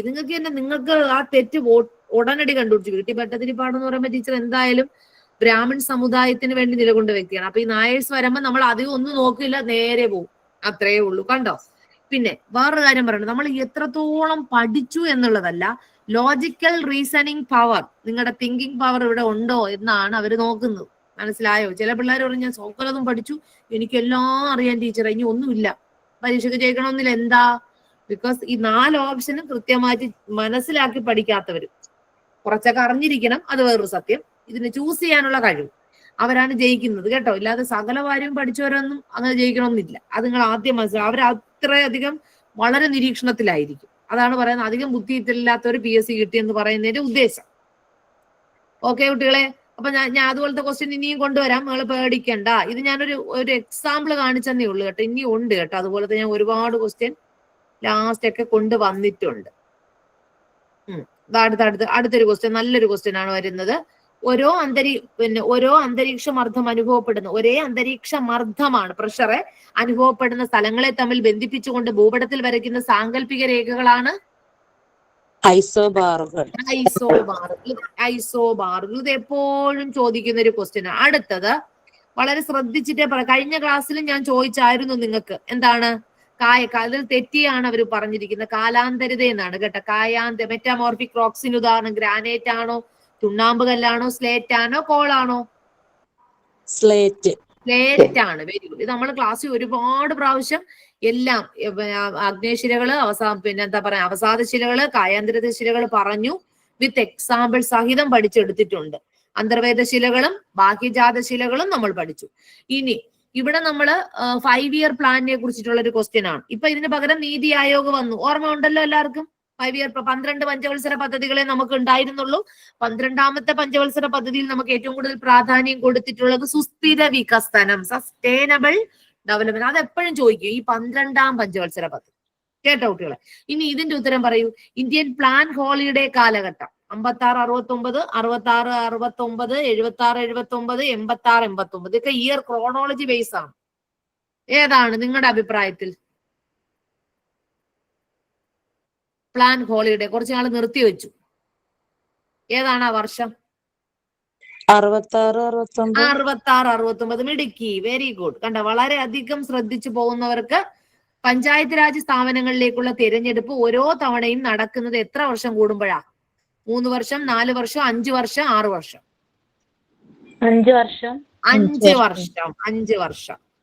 ഇനി ഗ്രീനിച്ച് സമയവും ഇന്ത്യയുടെ മാനക സമയവും എത്ര മണിക്കൂർ വ്യത്യാസപ്പെട്ടിരിക്കുന്നു? ഗ്രീനിച്ച് സമയം ഇന്ത്യയുടെ മാനക സമയവുമായിട്ട് എത്ര മണിക്കൂർ വ്യത്യാസപ്പെട്ടിരിക്കുന്നു? 4 മണിക്കൂർ 4 മണിക്കൂർ 30 മിനിറ്റ്. 4 മണിക്കൂറാണ്. 5 മണിക്കൂർ 4 മണിക്കൂർ 5 4 മണിക്കൂർ. അയ്യോ, 5 മണിക്കൂർ 30 മിനിറ്റ്. 4 മണിക്കൂർ ആരാ പഠിപ്പിച്ചേ? അത് ടെക്സ്റ്റ് ബുക്കിൽ ക്ലിയർ ആയിട്ട് കിടപ്പുണ്ട്. 5 മണിക്കൂർ 30 പഠിച്ചോണ്ടേ പോകാവൂ പരീക്ഷയ്ക്ക്. കാര്യം ഇത് കൃത്യമായിട്ട് ചോദിക്കും. ഇത് ഒരു തവണ അല്ല, പല തവണ ആവർത്തിച്ച ക്വസ്റ്റ്യൻ ആണ്. 5 മണിക്കൂർ 30 എഴുതി വയ്ക്കൂട്ടോ. അറിഞ്ഞൂടാത്ത 2-3 പ്രാവശ്യം എഴുതി വയ്ക്കും. ഞാൻ അങ്ങനെയൊക്കെ പഠിപ്പിക്കുന്നത് ചില പിള്ളേരെ കേട്ടോ. അവരെന്ന് ഇമ്പോസിഷനൊക്കെ എഴുതിപ്പിക്കും. വേറെ നിങ്ങൾക്കല്ല, വേറെ വേറെ കുട്ടിയൊക്കെയാണേ, ഒരേ കുട്ടിയൊക്കെ അനുസരിച്ചാണേ. കേരളത്തിൽ ഏറ്റവും കൂടുതൽ കാണപ്പെടുന്ന മണ്ണിന് ഏതാ? ചെമ്മണ്ണാണോ എക്കൽ മണ്ണാണോ? എക്കൽ മണ്ണ് എവിടാണ് കുട്ടികളെ? ഇന്ത്യയിൽ ഏറ്റവും കൂടുതൽ കാണപ്പെടുന്ന മണ്ണ് ഏതാ? നമ്മൾ മണ്ണിനങ്ങൾ എല്ലാം പഠിച്ചിട്ടുണ്ട്. ആ എക്കൽ മണ്ണാണ് ഇന്ത്യയിൽ ഏറ്റവും കൂടുതൽ കാണപ്പെടുന്ന മണ്ണിനോ നമ്മൾ പഠിച്ചു. പക്ഷെ കേരളത്തിലാണെങ്കിലോ കേരളത്തിൽ ലാറ്ററൈറ്റ് സോയിലാണ് കാണപ്പെടുന്നത് കേട്ടോ. നീതി ആയോഗിന്റെ അധ്യക്ഷൻ ആരാണ്? പ്രധാനമന്ത്രിയാണ്. പ്രധാനമന്ത്രി. അതാ ഇത് നോക്കൂ. തെക്ക് നിന്ന് ഇന്ത്യയുടെ മുഖ്യ കരഭാഗം ആരംഭിക്കുന്ന അക്ഷാംശം. തെക്ക് എത്ര? 37°6 97. ഇത് വളരെ ശ്രദ്ധിച്ചാ പറയൂ, തെറ്റിച്ച് പറയല്ലേ. ഇന്ത്യയുടെ മാനവകാര 37°6 തെക്ക് നിന്നാണ്. തെക്ക് നിന്ന്, വടക്ക് നിന്നല്ല ഞാൻ ചോദിച്ചത്. തെക്ക് നിന്ന് 8°4 8°4 നോർത്ത് വടക്ക്. 8°4 നോർത്ത് വടക്ക് കേട്ടോ. 8°4 നോർത്ത് ആണ്. ഓപ്ഷൻ സി ആണ് കറക്റ്റ്. Option C. കണ്ട, ഇതൊക്കെ ചിലത് ചാൻസ് ഉള്ളത് എന്താ പറയുമ്പോ നിങ്ങൾ ശ്രദ്ധിക്കാത്തത് കൊണ്ട് തെറ്റിപ്പോകുന്ന ചില കാര്യങ്ങളാണ്. അപ്പൊ അവിടെ തെറ്റാതെ ക്ലിയർ ആയിട്ട് പഠിച്ചു പോകണം. ഇവിടെ കുറെ തെറ്റ് വരാൻ കാര്യം നിങ്ങൾ ക്ലിയർ ആയിട്ട് പഠിക്കാത്തത് കൊണ്ടാണ് അവിടെ തെറ്റ് വരുന്നത്. ഞാൻ ബാക്കിലോട്ട് അടിച്ചു വരികയാണ്. കാര്യം നമ്മൾ പറയാതെ പോയ കാര്യങ്ങൾ ഇവിടെ കിടക്കുകയാണ്. അത്രയും അവിടെയൊക്കെ പറഞ്ഞു. അതൊന്ന് ക്ലിയർ ആയിട്ട് പഠിച്ചോണേ കുട്ടികളെ. തെറ്റുന്ന കാര്യങ്ങൾ ഇവിടെ നല്ലൊരു ക്വസ്റ്റ്യൻ പിന്നും വരുന്നു. ഭൂമധ്യരേഖാ പ്രദേശങ്ങൾ പൊതുവെ അനുഭവപ്പെടുന്നത് ഏതാ കുട്ടികളെ? പർവ്വത മഴയാണോ? ഓറോഗ്രാഫിക് റെയിൻ ആണോ? കൺവെൻഷണൽ റെയിൻ ആണോ? ബോർഡർ റെയിൻ ആണോ? വാതമുഖ മഴയാണോ? ഫ്രോണ്ടൽ റെയിൻ ആണ്. ഏതാണ്? സംവഹന മഴ. അതെ, സംവഹന മഴയാണ്. വിശ്വേശ്വരയ്യ ഇരുമ്പുരുക്ക് ശാല, നമ്മൾ ക്ലാസ്സിലിരുന്ന് എപ്പോഴും പഠിച്ചതാണ്. വിശ്വേശ്വരയ്യ ഇരുമ്പുരുക്ക് ശാല സ്ഥിതി ചെയ്യുന്നത് എവിടെയാണ്? തെലങ്കാന, തമിഴ്നാട്, കർണാടകം, ആന്ധ്രാപ്രദേശ്. എവിടാണ്? വിശ്വേശ്വരയ്യ. കർണാടക. ഇത് പഠിച്ചു വെച്ചോണം. നമ്മൾ ടെക്സ്റ്റ് ബുക്കിൽ ഇതേ പടിയുണ്ട്. ഞാൻ നിങ്ങളുടെ അടുത്ത് എപ്പോഴും ചോദിക്കുന്നതാണ്, ക്ലാസ് വെറുതെ ഒക്കെ ഇരിക്കുന്ന സമയത്ത് എപ്പോഴും ചോദിക്കുന്നതാണ്. നിങ്ങൾക്കൊന്ന് പറയാൻ പറ്റുമോ എന്നൊന്ന് പറഞ്ഞിട്ട് പോകും. ഇന്ത്യയിലെ ഭൂപ്രകൃതി വിഭാഗങ്ങളിൽ ഏറ്റവും പഴക്കം ചെന്നത് ഏത്? Oldest among the physiographic divisions of India. ഉത്തരപർവ്വതം. നമ്മൾ ഓരോ ഇന്ത്യയുടെ കുട്ടികളെ പരീക്ഷയ്ക്ക് പോകുമ്പോ 10ാം ക്ലാസ്സിൽ ശ്രദ്ധിച്ചിരുന്നിക്കും. 10ാം ക്ലാസ്സിലെ ടെക്സ്റ്റ് ബുക്ക് അങ്ങോട്ട് എടുക്കുക. അതിലെ പാർട്ട് ജിയോഗ്രഫിയുടെ 1ാം chapter, first chapter, second chapter ഇത് പഠിക്കാതെ പരീക്ഷയ്ക്ക് പോകരുത്. കാരണം ഇതിന്റെ അകത്താണ് നമ്മള് ഫിസിയോഗ്രാഫിക്കൽ ഡിവിഷൻസ് ഓഫ് ഇന്ത്യ എന്ന് പറഞ്ഞു കൊടുത്തിരിക്കുന്നത്. അറിയാലോ, അവിടാണ് നമ്മൾ ഉത്തരപർവ്വത മേഖല, ഉപദ്വീപീയ പീഠഭൂമി, ഉത്തരേന്ത്യൻ സമതലം. ഓർമ്മ ഉണ്ടല്ലോ കുട്ടികളെ? ഇതില് ഇന്ത്യയിലെ ഭൂപ്രകൃതി ഏറ്റവും പഴക്കം ചെന്നത് ഉത്തരപർവ്വത മേഖലയാണ്, ഉപദ്വീപീയ പീഠഭൂമിയാണ്, ഉത്തരേന്ത്യൻ സമതലമാണോ, കോസ്റ്റൽ പ്ലെയിൻസുകളാണോ? ഏതാണ് ഏറ്റവും ഉപദ്വീപീയ പീഠഭൂമി? ഉപദ്വീപീയ പീഠ ഏതാണ്? നിങ്ങളൊന്ന് ക്ലിയർ ആയിട്ട് ഒന്ന് പറഞ്ഞേ. എല്ലാവർക്കും അറിയാമോ? ആക്ച്വലി നിങ്ങള് ഇന്ത്യയുടെ ജോഗ്രഫിക്കൽ ഡിവിഷൻസ് ഒന്ന് ആദ്യം ഒന്ന് പറഞ്ഞു തരൂ കുട്ടികളെ. അതൊന്ന് പറഞ്ഞേ. ജോഗ്രഫിക്കൽ ഡിവിഷൻ പ്രകാരം ഇന്ത്യ എങ്ങനെയാണ് തരംതിരിച്ചിരിക്കുന്നത് പറയാമോ? ഏതൊക്കെയാണുള്ളത് കുട്ടികളെ? ജോഗ്രഫിക്കൽ ഡിവിഷൻ പ്രകാരം എങ്ങനെയാണ് പറയൂ. എങ്കിലേ ഇവിടെ ഉത്തരം തെറ്റിപ്പോയി. അതുകൊണ്ടാണ് നോർത്തേൺ മൗണ്ടൻസ്, അതായത് ഉത്തര പർവ്വത മേഖല. പിന്നെ വരുന്നത് ഉപദ്വീപീയ പീഠഭൂമി. ഉത്തരപർവ്വത മേഖല ഉത്തരപർവ്വത നദികളുണ്ട്. ഉപദ്വീപീയ പീഠഭൂമിയിലാണെങ്കിൽ ഉപദ്വീപീയ നദികളുണ്ട്. പിന്നെ വരുന്ന ഉത്തരേന്ത്യൻ സമതലം, അതായത് നോർത്ത് ഇന്ത്യൻ പ്ലെയിൻസ്. പിന്നെ കോസ്റ്റൽ പ്ലെയിൻസ്, തീരദേശവും സമതലങ്ങൾ. ഓക്കെ, ഇത് തന്നെയാണ് ഇന്ത്യയുടെ ഭൂപ്രകൃതി തന്നിരിക്കുന്നതിൽ. അത് ആദ്യം ശ്രദ്ധിച്ചിട്ട് പറയുക. ഇന്ത്യയിലെ ഭൂപ്രകൃതി വിഭാഗത്തിൽ ഏറ്റവും പഴക്കം ചെന്നിട്ടുള്ളത് ഏതാണ്? പെനിൻസുലാർ പ്ലാറ്റ്യൂസ് ആണ്. ഏതാണ് കുട്ടികളെ? Peninsular plateaus. ഇല്ലാതെ നിങ്ങൾ ഏതാ പറഞ്ഞ? ഉത്തരേന്ത്യൻ സമതലം എന്നല്ലേ പറഞ്ഞ? അല്ല, പെനിൻസുലർ പ്ലാറ്റ്യൂസ്. പെനിൻസുല ഉപദ്വീപീയ പീഠഭൂമിയാണ്. ഉപദ്വീപീയ പീഠഭൂമി മനസ്സിലാക്കി പഠിക്കുക. അപ്പൊ ക്ലാസ് ഇരിക്കുന്നെങ്കിൽ ആരൊക്കെങ്കിലും ഇത് മനസ്സിലായിട്ടില്ലാത്തവരുണ്ടെങ്കിൽ ഇവിടെ ഇതിന്റെ ഡീറ്റെയിൽഡ് ക്ലാസ് റെക്കോർഡിംഗ് ക്ലാസ്സിന്റെ അകത്തുണ്ട്. അതെടുത്ത് അങ്ങ് പഠിക്കണം. ക്ലിയർ ആയിട്ട് പഠിച്ചിട്ടേ പോകാവൂ. പെനിൻസുലർ പ്ലാറ്റ്യൂ ആണ് ഇന്ത്യയിൽ ഏറ്റവും പഴക്കം ചെന്ന പർവ്വത ഭാഗം എന്നറിയപ്പെടുന്ന പെനിൻസുലർ പ്ലാറ്റ്യൂസ് ആണ്. ഓക്കെ, അങ്ങനെയാണെങ്കിൽ അടുത്ത പാർട്ടിലേക്ക് കടക്കട്ടെ. ഇതെല്ലാം പഠിച്ചു പോണം. കുട്ടികളെ, ഞാൻ നേരത്തെ ഒരു കാര്യത്തെ കുറിച്ച് നിങ്ങളുടെ പറഞ്ഞു, അപ്പോഴാണ് നിങ്ങൾ വേറെന്തോ പറഞ്ഞ് ഞാൻ അങ്ങ് മാറിപ്പോയത്. അതാണ് ഞാൻ പറഞ്ഞത്. നമ്മളെ മൗര്യ രാജവംശത്തെ കുറിച്ച് പറഞ്ഞു. അതുപോലെ തന്നെ നമ്മൾ എന്താ പറയുക, ഗുപ്ത രാജവംശത്തെ കുറിച്ച് പറഞ്ഞു. പരീക്ഷയ്ക്ക് ഞാൻ ഒരു ക്വസ്റ്റ്യൻ ചോദിച്ചുള്ളതാണ്. ഗുപ്ത രാജവംശമൊക്കെ പൂർണ്ണമായിട്ട് പഠിച്ചു പോകണം. ആരാണ് കുട്ടികളെ ഗുപ്ത രാജവംശത്തിന്റെ ഫൗണ്ടർ എന്നറിയപ്പെടുന്നത്? ഗുപ്ത രാജവംശത്തിന്റെ സ്ഥാപകൻ ചന്ദ്രഗുപ്ത മൗര്യനാണോ? ചന്ദ്രഗുപ്ത മൗര്യനാണോ? അല്ല. ചന്ദ്രഗുപ്ത മൗര്യനാണോ ഗുപ്ത രാജവംശത്തിന്റെ ഫൗണ്ടർ എന്നറിയപ്പെടുന്നത്? അല്ല. ഒന്ന് പറയാമോ? ആർക്കും അറിയില്ല. ഞാൻ തന്നെ പറയട്ടെ. കുട്ടികളെ, ശ്രീഗുപ്തനാണ്. ഒന്ന് എഴുതി വെച്ചോളൂ. ഞാൻ ഓടി എന്ന് പറയാൻ പോകുന്നത് ശ്രീഗുപ്തനാണ് കേട്ടോ. ശ്രീഗുപ്തനാണ് ഗുപ്ത രാജവംശത്തിന്റെ ഫൗണ്ടർ എന്നറിയപ്പെടുന്നത്. അത് മനസ്സിലാക്കുക. പിന്നെ ഫൗണ്ടർ എന്നറിയപ്പെടുന്ന ശ്രീഗുപ്തനാണ്. പക്ഷെ നമ്മൾ ആദ്യ കാലഘട്ടത്തിൽ ഏറ്റവും വളരെ പ്രശസ്തനായ ഭരണാധികാരിയാണ് ചന്ദ്രഗുപ്തൻ ഒന്നാമൻ. അദ്ദേഹത്തിന് ശേഷമാണ് ശ്രീഗുപ്തനാണ് ഫൗണ്ടർ. പക്ഷെ യഥാർത്ഥ തുടക്കക്കാരൻ എന്നറിയപ്പെടുന്നത് ആരാണ്? ചന്ദ്രഗുപ്തൻ ഒന്നാമനാണ്. പിന്നെയാണ് സമുദ്രഗുപ്തൻ. കുട്ടികളെ, ഇന്ത്യൻ നെപ്പോളിയൻ ഒരുപാട് തവണ ചോദിച്ചിട്ടുള്ളതാണ്. ഇന്ത്യൻ നെപ്പോളിയൻ എന്നറിയപ്പെടുന്ന ആരാണ് കുട്ടികളെ? ഇന്ത്യൻ നെപ്പോളിയൻ എന്നറിയപ്പെടുന്ന ആരെയാണ്? അറിയില്ല. ഇന്ത്യൻ നെപ്പോളിയൻ എന്നറിയപ്പെടുന്നത് സമുദ്രഗുപ്തൻ. എഴുതി വെച്ചോ. അറിഞ്ഞുകൂടാത്തവരൊന്ന് എഴുതി വെക്കുക. അദ്ദേഹത്തെയാണ് കവിരാജൻ എന്നറിയപ്പെടുന്നതും സമുദ്രഗുപ്തനാണ് കേട്ടോ. കവിരാജൻ എന്നറിയപ്പെടുന്നതും. പ്രയാഗ് പ്രശസ്തി ആരുമായിട്ട് ബന്ധപ്പെട്ടിരിക്കുന്നു? പ്രയാഗ് പ്രശസ്തി, അലഹബാദ് ശിലാശാസനം ആരുമായിട്ട് ബന്ധപ്പെട്ടിരിക്കുന്നു? സമുദ്രഗുപ്തൻ. നിങ്ങൾക്ക് അങ്ങനെ ഡീറ്റെയിൽഡ് ആയിട്ട് ചോദിക്കത്തില്ല, ഇത്രയൊക്കെ ചോദിക്കത്തുള്ളൂ. പ്രയാഗ് പ്രശസ്തി, അലഹബാദ് ശിലാശാസനം എന്നിവയെല്ലാം ആരുമായിട്ട് ബന്ധപ്പെട്ടിരിക്കുന്നു ചോദിക്കുമ്പോൾ നിങ്ങൾ പറയുക സമുദ്രഗുപ്തനുമായി ബന്ധപ്പെട്ടിരിക്കുന്നു. സമുദ്രഗുപ്തനുമായിട്ട് ബന്ധപ്പെട്ടിരിക്കുന്നു. ക്ലിയർ ആയിട്ട് മനസ്സിലായിട്ടുണ്ടാകും എന്നാണ് വിശ്വസിക്കുന്നത്. മനസ്സിലായോ കുട്ടികളെ? ഈ പാർട്ടുകൾ മനസ്സിലായോ? കാരണം ഇങ്ങനെയാണ് പഠിച്ചു പോകേണ്ടത്. പിന്നെ ലാസ്റ്റ് ഒരാളെയും കൂടെ പറഞ്ഞങ്ങ് നിർത്താം. അടുത്ത ചന്ദ്രഗുപ്തൻ രണ്ടാമനാണ്. ഇദ്ദേഹത്തെയാണ് വിക്രമാദിത്യൻ എന്നറിയുന്നത്. ഞാൻ 3 വരെ പറഞ്ഞു. ശ്രീഗുപ്തനെ കുറിച്ച് പറഞ്ഞു, ചന്ദ്രഗുപ്തനെ കുറിച്ച് പറഞ്ഞു, പിന്നെ സമുദ്രഗുപ്തനെ കുറിച്ച് പറഞ്ഞു. ഇത്രയൊക്കെ ചോദിക്കും. ഇതിന്റെ അപ്പുറം ഇതിന്റെ അകത്തുനിന്ന് ചോദിക്കാൻ ചാൻസ് ഇല്ല. പിന്നെ ലാസ്റ്റ് ചന്ദ്രഗുപ്തൻ രണ്ടാമൻ, ഇദ്ദേഹത്തെയാണ് വിക്രമാദിത്യൻ എന്നറിയപ്പെടുന്നത്. പിന്നെ ഇദ്ദേഹം ചോദിക്കാൻ ചാൻസ് പിന്നെ വിക്രമാദിത്യന്റെ കൊട്ടാരം സന്ദർശിച്ച് ചൈനീസ് സഞ്ചാരി. ആർക്കെങ്കിലും അറിയാമോ? വിക്രമാദിത്യന്റെ കൊട്ടാരം സന്ദർശിച്ച് ചൈനീസ് സഞ്ചാരി ആരാ കുട്ടികളെ? അയ്യോ, അല്ല. ഹുയാൻസാങ് അല്ല, ഫാഹിയാനാണ്. ആരാണ്? ഫാഹിയാൻ. ഒന്ന് എഴുതി വെച്ചോളൂ. ഫാഹിയാനാണ് കേട്ടോ.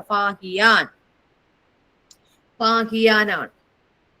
പിന്നെ ഇദ്ദേഹത്തിന്റെ കൊട്ടാരത്തിലെ നവരത്നങ്ങളെ നിങ്ങൾക്ക് അറിയാമോ? ഏതെങ്കിലും ഒരു വളരെ പ്രശസ്തനായ ഒരു നവരത്നത്തെ പറയാമോ? അതായത് ചന്ദ്രഗുപ്തൻ സെക്കൻഡ് വിക്രമാദിത്യന്റെ കൊട്ടാരത്തിലെ നവരത്നാസ് ആരൊക്കെങ്കിലും അറിയാമോ? നവരത്നാസ് അദ്ദേഹത്തിന്റെ കൊട്ടാരത്തിലെ അറിയത്തില്ല കുട്ടികൾ. അതിൽ പ്രശസ്തനാണ് കാളിദാസൻ. എഴുതി വെച്ചോണമേ. നവരത്നങ്ങൾ ഒരാളാണ് കാളിദാസൻ. ഇന്ത്യൻ ഷേക്സ്പിയർ എന്നറിയപ്പെടുന്ന ആരാണ്? നമ്മുടെ കാളിദാസനാണ്. പിന്നെ പരീക്ഷയ്ക്ക് മിക്കവാറും ചോദിക്കുന്ന മേഘദൂത്. എഴുതിക്കോണമേ. സ്പീഡ് കൂട്ടി പോണെങ്കിൽ പറയണം.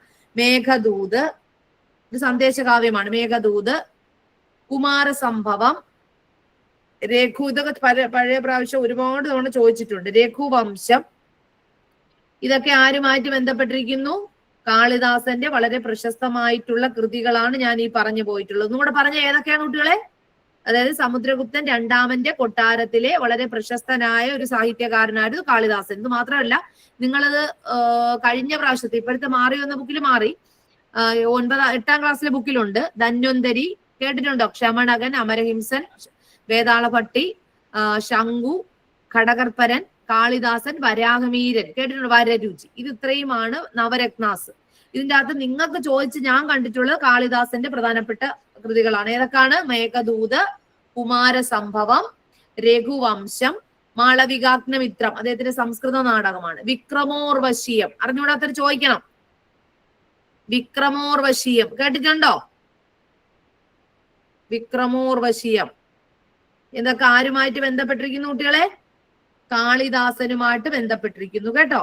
പിന്നെ ലാസ്റ്റ് ഒരാളുണ്ട്, കുമാരഗുപ്തൻ. അതാണ് അദ്ദേഹമാണ് ലാസ്റ്റ് ഏറ്റവും പ്രശസ്തനായ അവസാനത്തെ ഭരണാധികാരി കുമാരഗുപ്തനാണ്. ഇന്ത്യൻ കോപ്പർനിക്കസ് എന്നറിയപ്പെടുന്ന ആരാണ് കുട്ടികളെ? ഇന്ത്യൻ കോപ്പർനിക്കസ് ആരാണ് കുട്ടികളെ? ഇന്ത്യൻ കോപ്പർനിക്കസ് എന്നറിയപ്പെടുന്നത് ആര്യഭട്ടൻ. ആരാണ്? ആര്യഭട്ടൻ.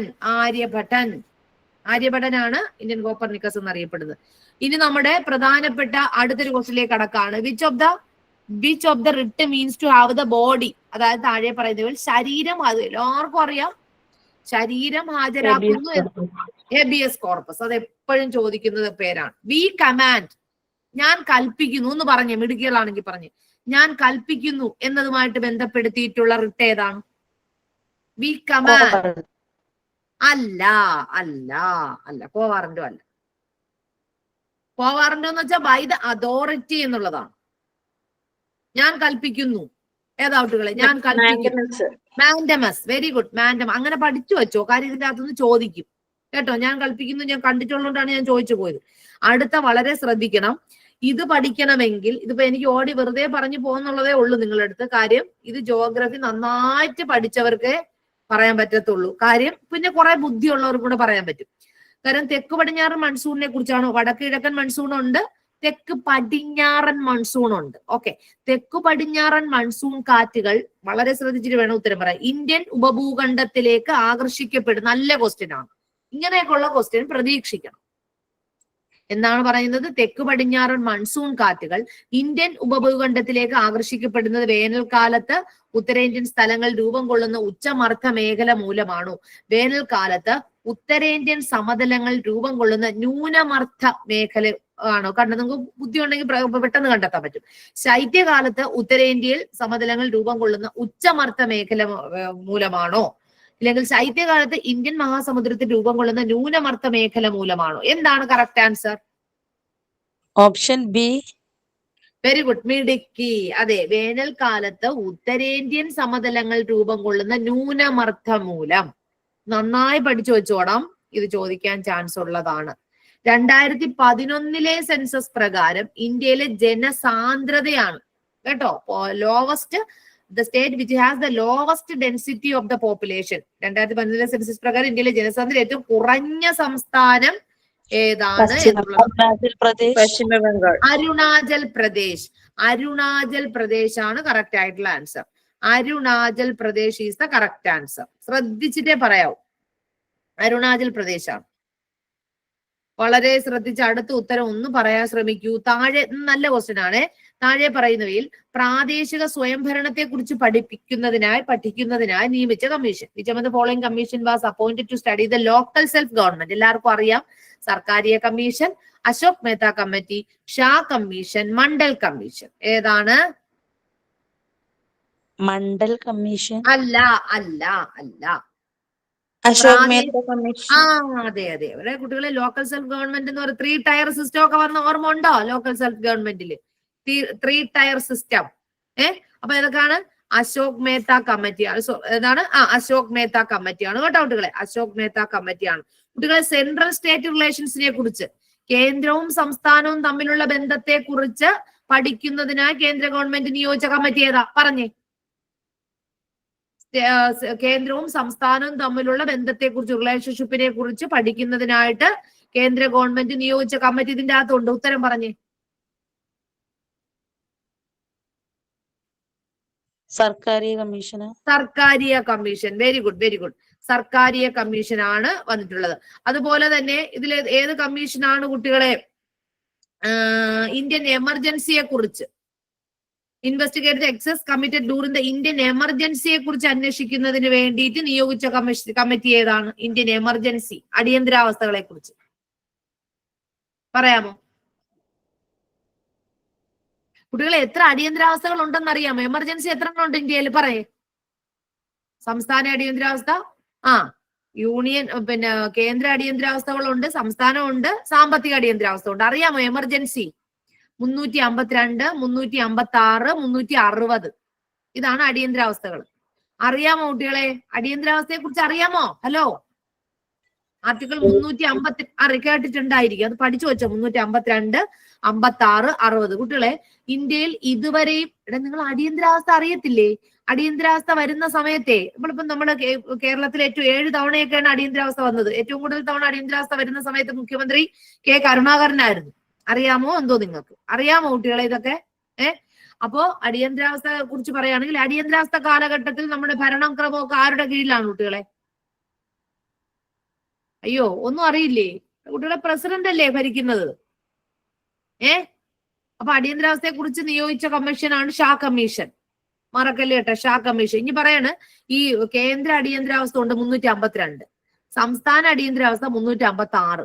ഇനിയുണ്ട് ധനകാര്യ, അതായത് ഫിനാൻഷ്യൽ എമർജൻസി. ഈ ഫിനാൻഷ്യൽ എമർജൻസി ഇതുവരെയും ഇന്ത്യയിൽ നടപ്പിലാക്കിയിട്ടില്ല. 3 ഉണ്ട്, പറഞ്ഞിട്ടുണ്ട് കോൺസ്റ്റിറ്റ്യൂഷനിൽ. ഇതുവരെയും നടപ്പിലാക്കാത്ത അടിയന്തരാവസ്ഥയാണ് എന്താ പറയുന്നത്, ഫിനാൻഷ്യൽ എമർജൻസി. കാര്യം അങ്ങനെ ഒരു ഫിനാൻഷ്യൽ ഇഷ്യൂ ഇതുവരെ ഇന്ത്യ വന്നിട്ടില്ല, അതുകൊണ്ട് നടപ്പിലാക്കിയിട്ടില്ല. കേട്ടോ? അപ്പൊ 352 ഒന്നും പഠിച്ചില്ലെങ്കിൽ പഠിച്ചു വെച്ചോണം. 352, 356, 360. ഓക്കെ, മനസ്സിലായോ കുട്ടികളെ? സാമൂഹികവും വിദ്യാഭ്യാസപരമായിട്ട് ബാക്ക്വേർഡ് ആയിട്ടുള്ള ക്ലാസ്സുകളെ കുറിച്ച് അല്ലെങ്കിൽ റിസർവേഷൻ കാറ്റഗറികളെ കുറിച്ച് അന്വേഷിച്ച് അവരുടെ ജോബ്, അവരുടെ വിദ്യാഭ്യാസം എന്നിവ, അല്ലെങ്കിൽ ലോക്കൽ ഇത്തരത്തിലുള്ള അവരുടെ വിദ്യാഭ്യാസത്തെ കുറിച്ചും അവരുടെ ജോലികളെ കുറിച്ചും ഒക്കെ അന്വേഷിക്കുന്നതിന് വേണ്ടിയിട്ട് ഒരു നിയോഗിച്ചൊരു കമ്മീഷൻ ഉണ്ടല്ലോ കുട്ടികളെ. സാമൂഹികവും വിദ്യാഭ്യാസപരമായിട്ട് അവശത അനുഭവിക്കുന്ന പിന്നോക്കക്കാരകൾ, ബാക്ക്വേർഡ് ക്ലാസ്സുകളെ കുറിച്ച് അന്വേഷിക്കുന്നതിന് വേണ്ടിയിട്ട് നിയോഗിച്ച കമ്മീഷൻ ഏതായി തന്നിരിക്കുന്നതിൽ? ബാക്ക്വേർഡ് ക്ലാസ് എന്ന് പറയുമ്പോൾ തന്നെ ഉത്തരം കിട്ടണം. ആരാ? മണ്ഡൽ കമ്മീഷൻ. മണ്ഡൽ കമ്മീഷൻ. ഇതെല്ലാം, ഇത് 4 ഞാൻ പറഞ്ഞിട്ടുണ്ട്. 4 പഠിച്ചുകൊണ്ടേ പോകാവൂ. വരും ഇതിന്റെ അകത്തുനിന്ന് ക്വസ്റ്റ്യൻ. കാര്യം അങ്ങോട്ടും ഇങ്ങോട്ടും ആയിരിക്കും വരുന്നത്. അപ്പൊ എല്ലാം കിട്ടി. Sarkaria commission, Ashok Mehta commission, Shah commission, Mandal. അതിന്റെ ഇടയിൽ ഞാൻ എന്തിനെ കുറിച്ച് പറഞ്ഞു? കുട്ടികളെ, എമർജൻസികൾ. ഇന്ത്യയിൽ 3 തരത്തിലുള്ള അടിയന്തരാവസ്ഥകളുണ്ട്. ഓക്കെ, 352, 56, 60. അത് നമ്മൾ പറഞ്ഞതാണ്. ഇന്ന് നോക്കൂ, നമ്മൾ കഴിഞ്ഞ ക്ലാസ്സിലും പറഞ്ഞു പോയതാണ്. താഴെ നൽകിയിരിക്കുന്നവയിൽ ഇന്ത്യയിലെ പ്രാഥമിക മേഖലയിൽ ഉൾപ്പെടുന്നത് മൃഗപരിപാലനം, ഗതാഗതം, ബാങ്കിങ്, നിർമ്മാണ പ്രവർത്തനം. മൃഗപരിപാലനം. നമ്മൾ കഴിഞ്ഞ ക്ലാസ്സിൽ പ്രൈമറി, സെക്കൻഡറി, ടെറിട്ടറി പറഞ്ഞു പോയി. അതുകൊണ്ട് ഞാൻ ഇവിടെ പ്രത്യേകിച്ചൊന്നും പറയുന്നില്ല. താഴെ തന്നിട്ടുള്ള ഏതു സ്ഥാപനത്തിലാണ് ഇന്ത്യയിൽ പണം അടിച്ചിറക്കുന്നതിനുള്ള കുത്തക അവകാശം വരുന്നത്? നബാർഡിനാണോ? Reserve bank of India. എന്താണ് ദേശസൽക്കരിച്ചത് reserve bank of India? Hello, പറയൂ, എന്നാണ് ദേശസൽക്കരിച്ച റിസർവ് ബാങ്കിനെ?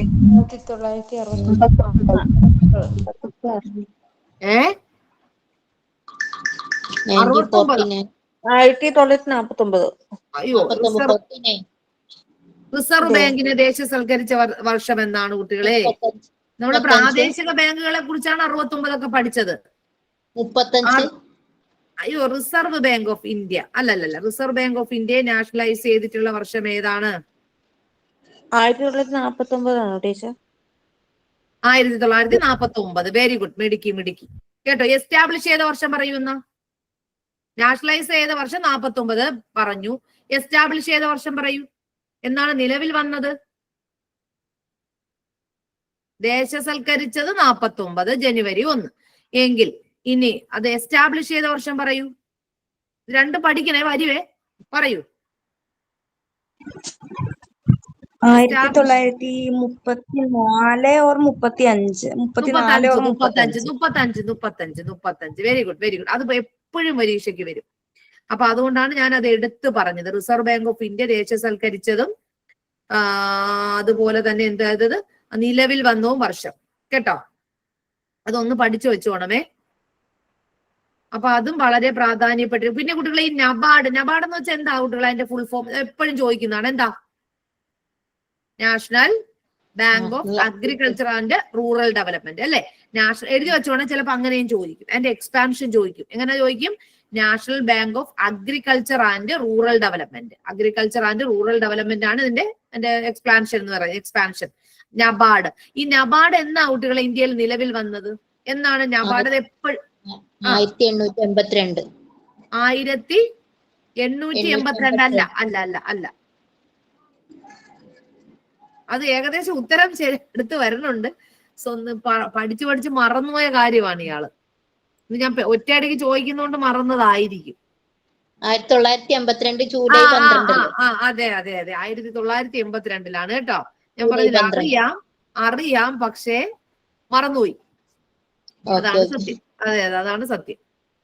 ഓക്കെ. അടുത്ത് നമ്മൾ പറഞ്ഞ കാര്യം തന്നെയാണ് വന്നത്. ചോർച്ച സിദ്ധാന്തം എല്ലാവർക്കും അറിയാം. Train theory is WC Banerjee, Bipin Chandra Pal, Dadabhai Naoroji, Ramesh Chandradath. ആരാണ് കുട്ടികളെ ചോർച്ച സിദ്ധാന്തം? ദാദാഭായ് നവറോജി അദ്ദേഹമാണ് കൊണ്ടുവന്നത്. ബൃഹദ്വേശ്വര ക്ഷേത്രം ആരാണ്, എവിടാണ് സ്ഥിതി ചെയ്യുന്നത്? ബേലൂർ ആണോ, തഞ്ചാവൂർ ആണോ, മഹാബലിപുരമാണോ, മധുരയാണോ? Thanjavur. Planned economy for India, അതൊക്കെ എപ്പോഴുള്ള സ്ഥിരം ചോദ്യക്കാരാണ്. എം വിശ്വേശ്വരയ്യ. ഇന്ത്യൻ രാഷ്ട്രപതിയാകുന്നതിനുള്ള കുറഞ്ഞ പ്രായപരിധി 35. അത് എല്ലാവർക്കും അറിയാവുന്നൊരു കാര്യമാണ്. ശ്രദ്ധിച്ചിട്ട് ഇവിടെ ഉത്തരം പറയാവൂ. ഓടി ഉത്തരം പറഞ്ഞാൽ തെറ്റിപ്പോകും.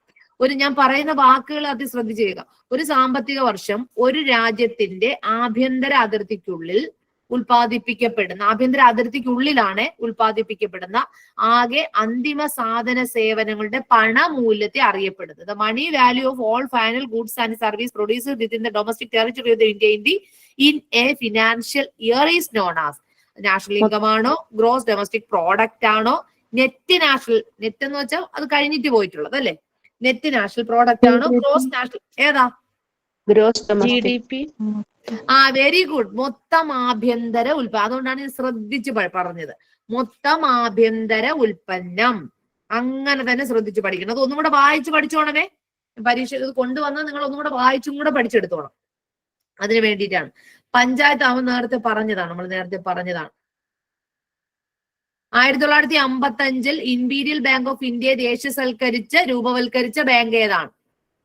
State bank of India, central bank of India, union bank of India, United bank of India. ഏതാ? ഇംപീരിയൽ ബാങ്ക് എന്തായി തീർന്നു? State bank of India. State bank of India. ഇത് എപ്പോഴും ചോദിക്കുന്നതാണ്, സ്റ്റേറ്റ് ബാങ്ക് ഓഫ് ഇന്ത്യ. അടുത്തത് മെഹ്റൗളി ഇരുമ്പ് സ്തൂപം. ഞാൻ പറഞ്ഞില്ല, ഇങ്ങനെ ഇടയ്ക്കിടയ്ക്ക് ഏൻഷ്യന്റ് ഇന്ത്യൻ ഹിസ്റ്ററി ഇങ്ങനെ കേടന്ന് വന്നുകൊണ്ടേയിരിക്കും. അപ്പൊ നിങ്ങൾ ഏൻഷ്യന്റ് ഇന്ത്യൻ ഹിസ്റ്ററി കൂടെ നിങ്ങൾക്ക് ആക്ച്വലി എല്ലാവർക്കും ഈ മോഡേൺ ഇന്ത്യൻ ഹിസ്റ്ററി ഒക്കെ ഭയങ്കര എളുപ്പമാണ്. പക്ഷെ ഏൻഷ്യന്റ് ഇന്ത്യൻ ഹിസ്റ്ററി ഇച്ചിരി പാടാണ്. അപ്പൊ അതൊന്ന് പഠിച്ചെടുത്തോണമേ. ഒന്ന് പറഞ്ഞ കുട്ടികളെ, മെഹ്റൗളി ഇരുമ്പ് സ്തൂപം സ്ഥിതി ചെയ്യുന്ന ഡൽഹിയിലാണോ, ലക്നൌവിലാണോ, ചെന്നൈയിലാണോ, ആഗ്രയിലാണോ? എവിടാണ്? ഡൽഹി. Very good. ഡൽഹിയിലാണ് സ്ഥിതി ചെയ്യുന്നത്. ഡൽഹിയിലാണ് കേട്ടോ. ഡൽഹിയിലാണ് മെഹ്റൗളി ഇരുമ്പ് സ്തൂപം സ്ഥിതി ചെയ്യുന്നത്. ഡൽഹിയിലാണ്. മനസ്സിലായി? അതൊന്ന് എഴുതി വെച്ചോണേ കുട്ടികളെ. ചന്ദ്രഗുപ്തൻ രണ്ടാമനാണത് സ്ഥാപിച്ചത്. Very good. അതെ ചന്ദ്രഗുപ്തൻ രണ്ടാമനാണ് മെഹ്റൗളി. ഞാൻ നേരത്തെ പറഞ്ഞപ്പോ വേറെ കുറെ ശിലാശാസനങ്ങൾ പറഞ്ഞപ്പോ മെഹ്റൗളി പറഞ്ഞില്ല അല്ലേ? ചന്ദ്രഗുപ്തനെ കുറിച്ച് പറഞ്ഞപ്പോ സമുദ്രഗുപ്തനെയാണ് പറഞ്ഞത് അല്ലെ? ചന്ദ്രഗുപ്തന്റെ കാര്യം പറഞ്ഞില്ല. സമുദ്രഗുപ്തന്റെ ഏത് ശിലാശാസനത്തെ കുറിച്ചാണ് പറഞ്ഞ കുട്ടികളെ? സമുദ്രഗുപ്തന്റെ പ്രയാഗ് പ്രശസ്തിയെ കുറിച്ച് പറഞ്ഞു. ഓർമ്മ ഉണ്ടോ? അലഹബാദ് ശിലാശാസനത്തെ കുറിച്ച് പറഞ്ഞു. ഓർമ്മ ഉണ്ടോ? അതൊക്കെ സമുദ്രഗുപ്തനാണ് കേട്ടോ. അതൊക്കെ സമുദ്രഗുപ്തനാണ്. പിന്നെ അതുപോലെ തന്നെ നിങ്ങൾ ചോദിച്ചുകൊണ്ട് ആ സ്ഥിതിക്ക് ഞാൻ വേറൊരു ക്വസ്റ്റ്യൻ കൂടെ പറയാം. ദേവി ചന്ദ്രഗുപ്തം എന്ന സംസ്കൃത നാടകത്തിലെ കേന്ദ്ര കഥാപാത്രം ആരാണ് കുട്ടികളെ? നിങ്ങൾ ദേവി ചന്ദ്രഗുപ്തം എന്ന സംസ്കൃത നാടകം എഴുതിയത് ആരാണ്? കാറ്റഗറി 2 ചോദിച്ചൊരു ക്വസ്റ്റ്യൻ പറഞ്ഞേ. മെഹ്റൗളി ശിലാശാസനത്തെ കുറിച്ച് പറഞ്ഞപ്പോ ഞാൻ പറഞ്ഞു ആരുടെ കാലഘട്ടത്തിലാ? ചന്ദ്രഗുപ്തൻ സെക്കൻഡിന്റെ കാലഘട്ടത്തിലാണ് ഈ ഇരുമ്പ് സ്തംഭം സ്ഥാപിച്ചത്. അത് പറഞ്ഞു. ഇനി നിങ്ങൾ പറയേണ്ടത് ദേവി ചന്ദ്രഗുപ്തം ഇതൊരു സംസ്കൃത നാടകമാണെന്ന് ഞാൻ പറഞ്ഞുതരാം. ഇത് എഴുതിയത് ആരാണ്? ആരെ കുറിച്ചാണ്? ഇതിലെ പ്രധാനപ്പെട്ട കഥാപാത്രം ആരാണ്? ദേവി ചന്ദ്രഗുപ്തം. ഒന്ന് പറഞ്ഞേ.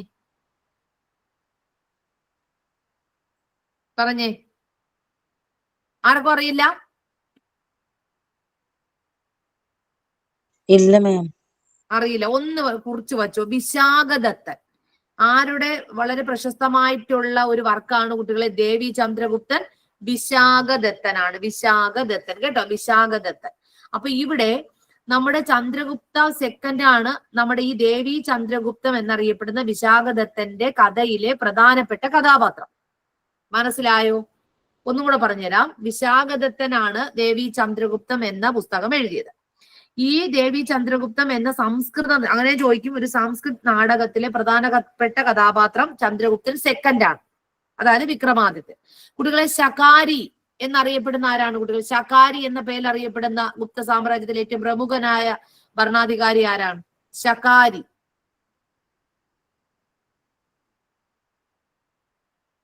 ചുമ്മാ ഒന്ന് പറഞ്ഞു നോക്കൂ, ഗുപ്ത സാമ്രാജ്യത്തിലെ ഭരണാധികാരിയാണ്, പറയാമോ? ഇല്ലേ? ആരാണ്? ചന്ദ്രഗുപ്തൻ സെക്കൻഡ് ആണ്. ചന്ദ്രഗുപ്തൻ സെക്കൻഡ് ആണ്. ചന്ദ്രഗുപ്തൻ സെക്കൻഡ് ആണ് കേട്ടോ. ചന്ദ്രഗുപ്തൻ സെക്കൻഡ് ആണ്. ഒന്ന് എഴുതി വെച്ചോ. നേരത്തെ പറഞ്ഞത് ഒന്നും കൂടെ അങ്ങ് മാറ്റി പോവാണ്. അവൾ പറഞ്ഞ കാര്യം ഇനി പോകുന്നില്ല. അടുത്ത ക്വസ്റ്റ്യൻ, ഇതെല്ലാം പറഞ്ഞതാണേ, ഐസോബാറുകൾ പറഞ്ഞു. സവർണ ജാഥയ്ക്ക് നേതൃത്വം നൽകിയത് ആരാണ് കുട്ടികളെ? സവർണ ജാഥയ്ക്ക് നേതൃത്വം നൽകിയത് മന്നത്ത് പത്മനാഭനാണ്. ഇന്ത്യൻ പ്രസിഡന്റിന്റെ ഓഫീസിലേക്കുള്ള ശ്രദ്ധിക്കണം, പ്രസിഡന്റ് ആണ്. ഇന്ത്യൻ പ്രസിഡന്റിന്റെ ഓഫീസിലേക്കുള്ള തെരഞ്ഞെടുപ്പ് നടത്തുന്നത് ആരാണ്?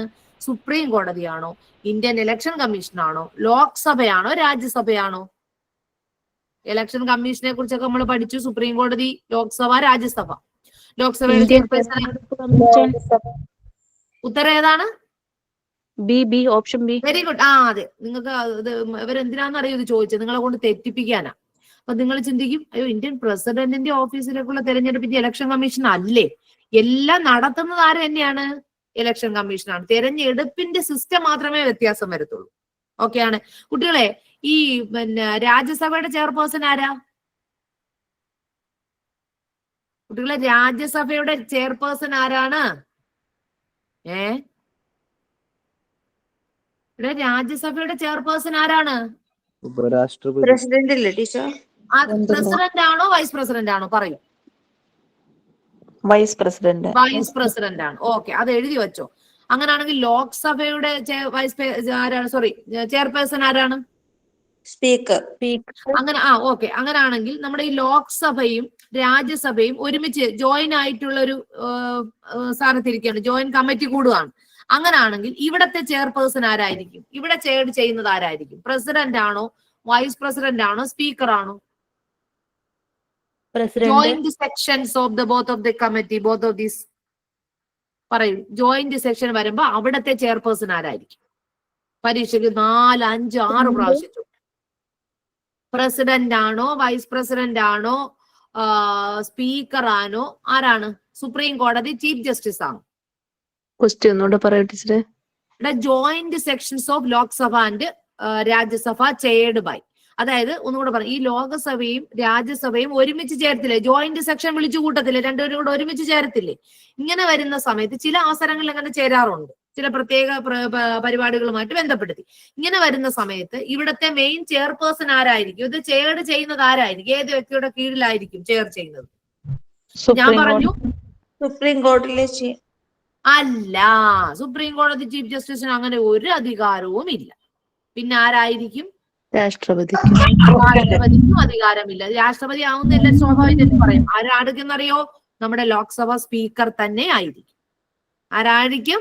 ലോക്സഭ സ്പീക്കർ. ഇത് പരമാവധി ഒരുപാട് പരീക്ഷയ്ക്ക് ചോദിച്ചതാണ്. ജോയിന്റ് സെക്ഷൻ ലോക്സഭ സ്പീക്കർ എഴുതി കുറിച്ചു വെച്ചോ, കാര്യം ഇവിടെയും തെറ്റാൻ ചാൻസ് ഉണ്ട്. നേരത്തെ നമ്മൾ പറഞ്ഞു ഇന്ത്യൻ പ്രസിഡന്റിന്റെ ഓഫീസിലേക്കുള്ള തെരഞ്ഞെടുപ്പ് നടത്തുമ്പോ ആരാണ്? അവിടെ നിങ്ങൾ ചിലപ്പോൾ ചിലർ പറയും അയ്യോ അത് സുപ്രീം കോടതി അല്ലേ? അല്ല, അതാരാ? തെരഞ്ഞെടുപ്പ് കമ്മീഷൻ തന്നെയാണ്. അപ്പൊ ജോയിന്റ് സെക്ഷൻ വിളിച്ചു കൂട്ടുമ്പോ ആരാണ്? പ്രസിഡന്റ് അല്ല കേട്ടാ. പിന്നാരാ? സ്പീക്കർ. സ്പീക്കർ ഓഫ് ദ ലോക്സഭയാണ്. ഒരു ഫിനാൻസ് ബില്ലെന്ന് കേട്ടിട്ടുണ്ടോ കുട്ടികളെ? Finance bill. ഈ ഫിനാൻസ് ബില്ലൊക്കെ അവതരിപ്പിക്കുന്ന ആരാണ് കുട്ടികളെ? ഫിനാൻസ് ബില്ലൊക്കെ അവതരിപ്പിക്കുന്ന ആരാണ് കുട്ടികളെ? ലോക്സഭയിൽ ഫിനാൻസ് ബില്ലൊക്കെ അവതരിപ്പിക്കാനുള്ള അധികാരം ആർക്ക് മാത്രമേ ഉള്ളൂ? സ്പീക്കറിന് മാത്രമേ ഉള്ളൂ. സ്പീക്കറിന് മാത്രമേ ഉള്ളൂ. ഇതൊന്നും വൈസ് പ്രസിഡന്റിന് ഈ സ്ഥാനം ഒന്നും കൊടുത്തിട്ടില്ല. അതും കൂടെ മനസ്സിലാക്കണം. ഇതിനൊക്കെ അർഹനായിട്ടുള്ള വ്യക്തി സ്പീക്കറാണ്. ലോക്സഭ സ്പീക്കറാണ്. ഞാൻ ഈ പറഞ്ഞ ക്വസ്റ്റ്യനെ PSC നിരന്തരം ചോദിക്കുന്നതും നിരന്തരം ചോദിക്കുന്ന ക്വസ്റ്റ്യൻ ആണ് ഇവന്മാരെടുത്തുകൊണ്ട് വന്ന് നിങ്ങൾക്ക് തരുന്നത്. അല്ല നിങ്ങൾ വിചാരിക്കുന്ന പോലെ ഒന്നും അവർ പ്രത്യേകിച്ച് ക്വസ്റ്റ്യൻ ഒന്നും തയ്യാറാക്കുന്നില്ല. അത് എങ്ങനെയാന്ന് വെച്ചാല് പലപ്പോഴും ഞാൻ ഈ ക്വസ്റ്റ്യൻ ഒക്കെ കൊണ്ടുവരുന്ന PSCയുടെ കുറെ ക്വസ്റ്റ്യൻ എടുത്തുകൊണ്ട് വരും. അത് തന്നെയാണ് റിപ്പീറ്റ് ചെയ്ത് ഇവിടെയും വരുന്നത്. ഇല്ലെങ്കിൽ നിങ്ങൾക്ക് വേണമെങ്കിൽ ഡൗട്ട് ഉണ്ടെങ്കിൽ എവിടെയും പോയി നോക്കാം. ഞാൻ പറയുന്ന സത്യങ്ങളാണ് തുറന്നു പറയുന്നത് കേട്ടോ. ഇതൊക്കെ ഇനി ഇങ്ങോട്ടും എടുത്തിടും. ഇത് നിങ്ങൾ കണ്ടിട്ടില്ലാത്തതുകൊണ്ടാണ്. പിന്നെ എന്റെ ക്ലാസ്സിൽ ഇരിക്കുന്ന പല കൊച്ചുങ്ങളുടെയും വലിയൊരു പ്രശ്നം ഈ എന്താ പറയുന്ന പൊളിറ്റിക്കൽ സയൻസിൽ നിങ്ങൾ കുറെ ബാക്കിലാണ്. വളരെ സിമ്പിൾ ആയിട്ടുള്ള പല കാര്യങ്ങൾ പോലും നിങ്ങൾ പറയുന്നില്ല. അതിന്റെ അർത്ഥം നമ്മൾ ഈ ജോഗ്രഫി പഠിച്ചതുപോലെ പൊളിറ്റിക്കൽ സയൻസിന്റെ ഓരോ പാർട്ടുകളായിട്ട് പഠിച്ച് തന്നെ എടുക്കണം കേട്ടോ. പ്രാദേശിക പാർട്ടി, നാഷണൽ പാർട്ടി ഞാൻ കഴിഞ്ഞ പ്രാവശ്യം പറഞ്ഞു. നിങ്ങൾ പരീക്ഷ എഴുതാൻ പോകും, അതിന്റെ അകത്തുനിന്ന് ക്വസ്റ്റ്യൻ വരും. ഈ പറഞ്ഞ പാർട്ട് സ്പീക്കറൊക്കെ കൃത്യമായിട്ട് പരീക്ഷയ്ക്ക് ചോദിക്കുക. അടുത്ത ക്വസ്റ്റ്യൻ താഴെ തന്നിട്ടുള്ളവയിൽ അന്താരാഷ്ട്ര വ്യാപാരത്തിൽ ഉൾപ്പെടുന്നത് ഏത്? Which of the following is international trade? രാജ്യങ്ങൾ തമ്മിലുള്ള വ്യാപാരം, രാജ്യത്തിനകത്തുള്ള പ്രദേശങ്ങൾ തമ്മിലുള്ള വ്യാപാരം, രാജ്യത്തിനകത്തുള്ള സംസ്ഥാനങ്ങൾ തമ്മിലുള്ള വ്യാപാരം, രാജ്യത്തിനകത്തുള്ള ഉൽപ്പന്ന യൂണിറ്റുകൾ തമ്മിലുള്ള വ്യാപാരം. പറയൂ ഉത്തരം. Option A. രാജ്യങ്ങൾ തമ്മിലുള്ള വ്യാപാരം. Very good, very good, very good. ഇനി ട്രോപ്പോഗ്രാഫി നമ്മള് പരീക്ഷ നമ്മള് നിങ്ങളുടെ റെക്കോർഡിൽ നിങ്ങൾക്ക് ക്ലിയറായിട്ട് നമ്മൾ ഏകദേശം 1-2 ക്ലാസ്സുകൾ എടുത്ത് ഭൂപട പഠനത്തെ കുറിച്ചും ഒക്കെ ക്ലിയർ ആയിട്ട് ആദ്യത്തെ ഭൂപടം തയ്യാറാക്കിയത് ആരെങ്കിലും വളരെ ഡീറ്റെയിൽഡ് ആയിട്ടുള്ള ക്ലാസ് കംപ്ലീറ്റ് ഞാൻ പഠിപ്പിച്ചിട്ടുണ്ട്. അന്നത്തെ ക്ലാസ്സിൽ ഇരിക്കുന്ന ഏതെങ്കിലും ഒരു കുട്ടി ഉണ്ടെങ്കിൽ ഇവിടെ ഉത്തരം പറയും. അപ്പോ ടോപ്പോഗ്രാഫിക് ഭൂപടങ്ങൾ തയ്യാറാക്കുന്നത് ആരാണ്? നാഷണൽ റിമോട്ട് സെൻസിംഗ് ഏജൻസി ആണോ? കേരള സംസ്ഥാന ഭൂവിനിയോഗ ബോർഡാണോ? ഇന്ത്യൻ സ്പേസ് റിസർച്ച് ഓർഗനൈസേഷൻ ആണോ? Survey of India. Survey of India. Survey of India. ഇത് നമ്മൾ ക്ലാസ്സിൽ പഠിച്ചല്ലേ? ക്ലാസ്സിൽ അന്ന് ഉള്ളവർക്ക് എത്രയും വളരെ വ്യക്തമായിട്ട് അറിയാൻ കഴിയും. ഇത് ഞാൻ പെനിൻസുലാർ പ്ലാറ്റു നേരത്തെ പറഞ്ഞതാണ്. ഉത്തരപർവ്വത മേഖല, പിന്നെ പെനിൻസുലാർ പ്ലാറ്റു നേരത്തെ പറഞ്ഞതാണ്. ഇന്ത്യയിലെ ഏറ്റവും പഴക്കം ചെന്ന ഭൂപ്രകൃതി പെനിൻസുലാർ പ്ലാറ്റു നേരത്തെ പറഞ്ഞു. ഓർമ്മയുണ്ടല്ലോ, ഇവിടെ നേരത്തെ പറഞ്ഞതാണല്ലേ. ഓക്കെ, അങ്ങനാണെങ്കിൽ ഞാൻ ഇന്ന് കൊണ്ടുവന്നിരിക്കുന്ന ഏകദേശം പാർട്ടുകൾ കഴിഞ്ഞിരിക്കുകയാണ്. ഇന്നത്തെ ക്ലാസ്സിൽ കൊണ്ടുവന്നിരിക്കുന്നത്. അപ്പൊ ഇന്നത്തെ ക്ലാസ്സിൽ പറഞ്ഞ കാര്യം നിങ്ങൾക്ക് ഏകദേശം ക്ലിയർ ആയിട്ട് മനസ്സിലായ കുട്ടികളെ പറയൂ, എന്താണ് നിങ്ങളുടെ അഭിപ്രായം? എനിക്ക് മനസ്സിലാക്കാൻ കഴിഞ്ഞത് നിങ്ങൾ എല്ലാം പറയുന്നുണ്ട്, വളരെ ഓടി ഓടി പറയുന്നുണ്ട്. പക്ഷെ നിങ്ങൾ ഈ ഭാഗം, അതായത് നമ്മുടെ കോൺസ്റ്റിറ്റ്യൂഷന്റെ പാർട്ട് കുറെ പിന്നിലാണ്. നമ്മൾ കുറെ പാർട്ടൊക്കെ കൊണ്ടുവന്നപ്പോഴേ കുട്ടികളെ കണ്ടിന്യൂ ആയിട്ടുള്ള ക്ലാസ്സുകളിലൂടെ നിങ്ങൾക്ക് ഏകദേശം മനസ്സിലായോ കാര്യങ്ങൾ? എന്താ അഭിപ്രായം? കണ്ടിന്യൂ ആയിട്ട് നമ്മൾ എന്താ പറയുക, ആർട്ടിക്കിൾ 14, 15, 16, 17 ഇങ്ങനെയൊക്കെ കുറെ കാര്യങ്ങളൊക്കെ പറഞ്ഞപ്പോ നിങ്ങൾക്ക് ഏകദേശം ഒരു പിടുത്തം വന്നോ? എന്താ അഭിപ്രായം? ടീച്ചറെ, മലയാളത്തിൽ ടീച്ചർ എടുത്തെന്നൊരെണ്ണം പറഞ്ഞായിരുന്നല്ലോ, അതൊന്നുകൂടെ ഒന്ന് പറഞ്ഞുതരാമോ? ഏതാണ് മലയാളത്തിൽ? ഏതാ പറഞ്ഞു? മനസ്സിലായില്ല. അപ്പോഴെനിക്ക് കോള് കട്ടായി പോയായിരുന്നു, കേൾക്കാൻ പറ്റിയില്ല. ഏതാണ്? ആർട്ടിക്കിൾ ആണോ?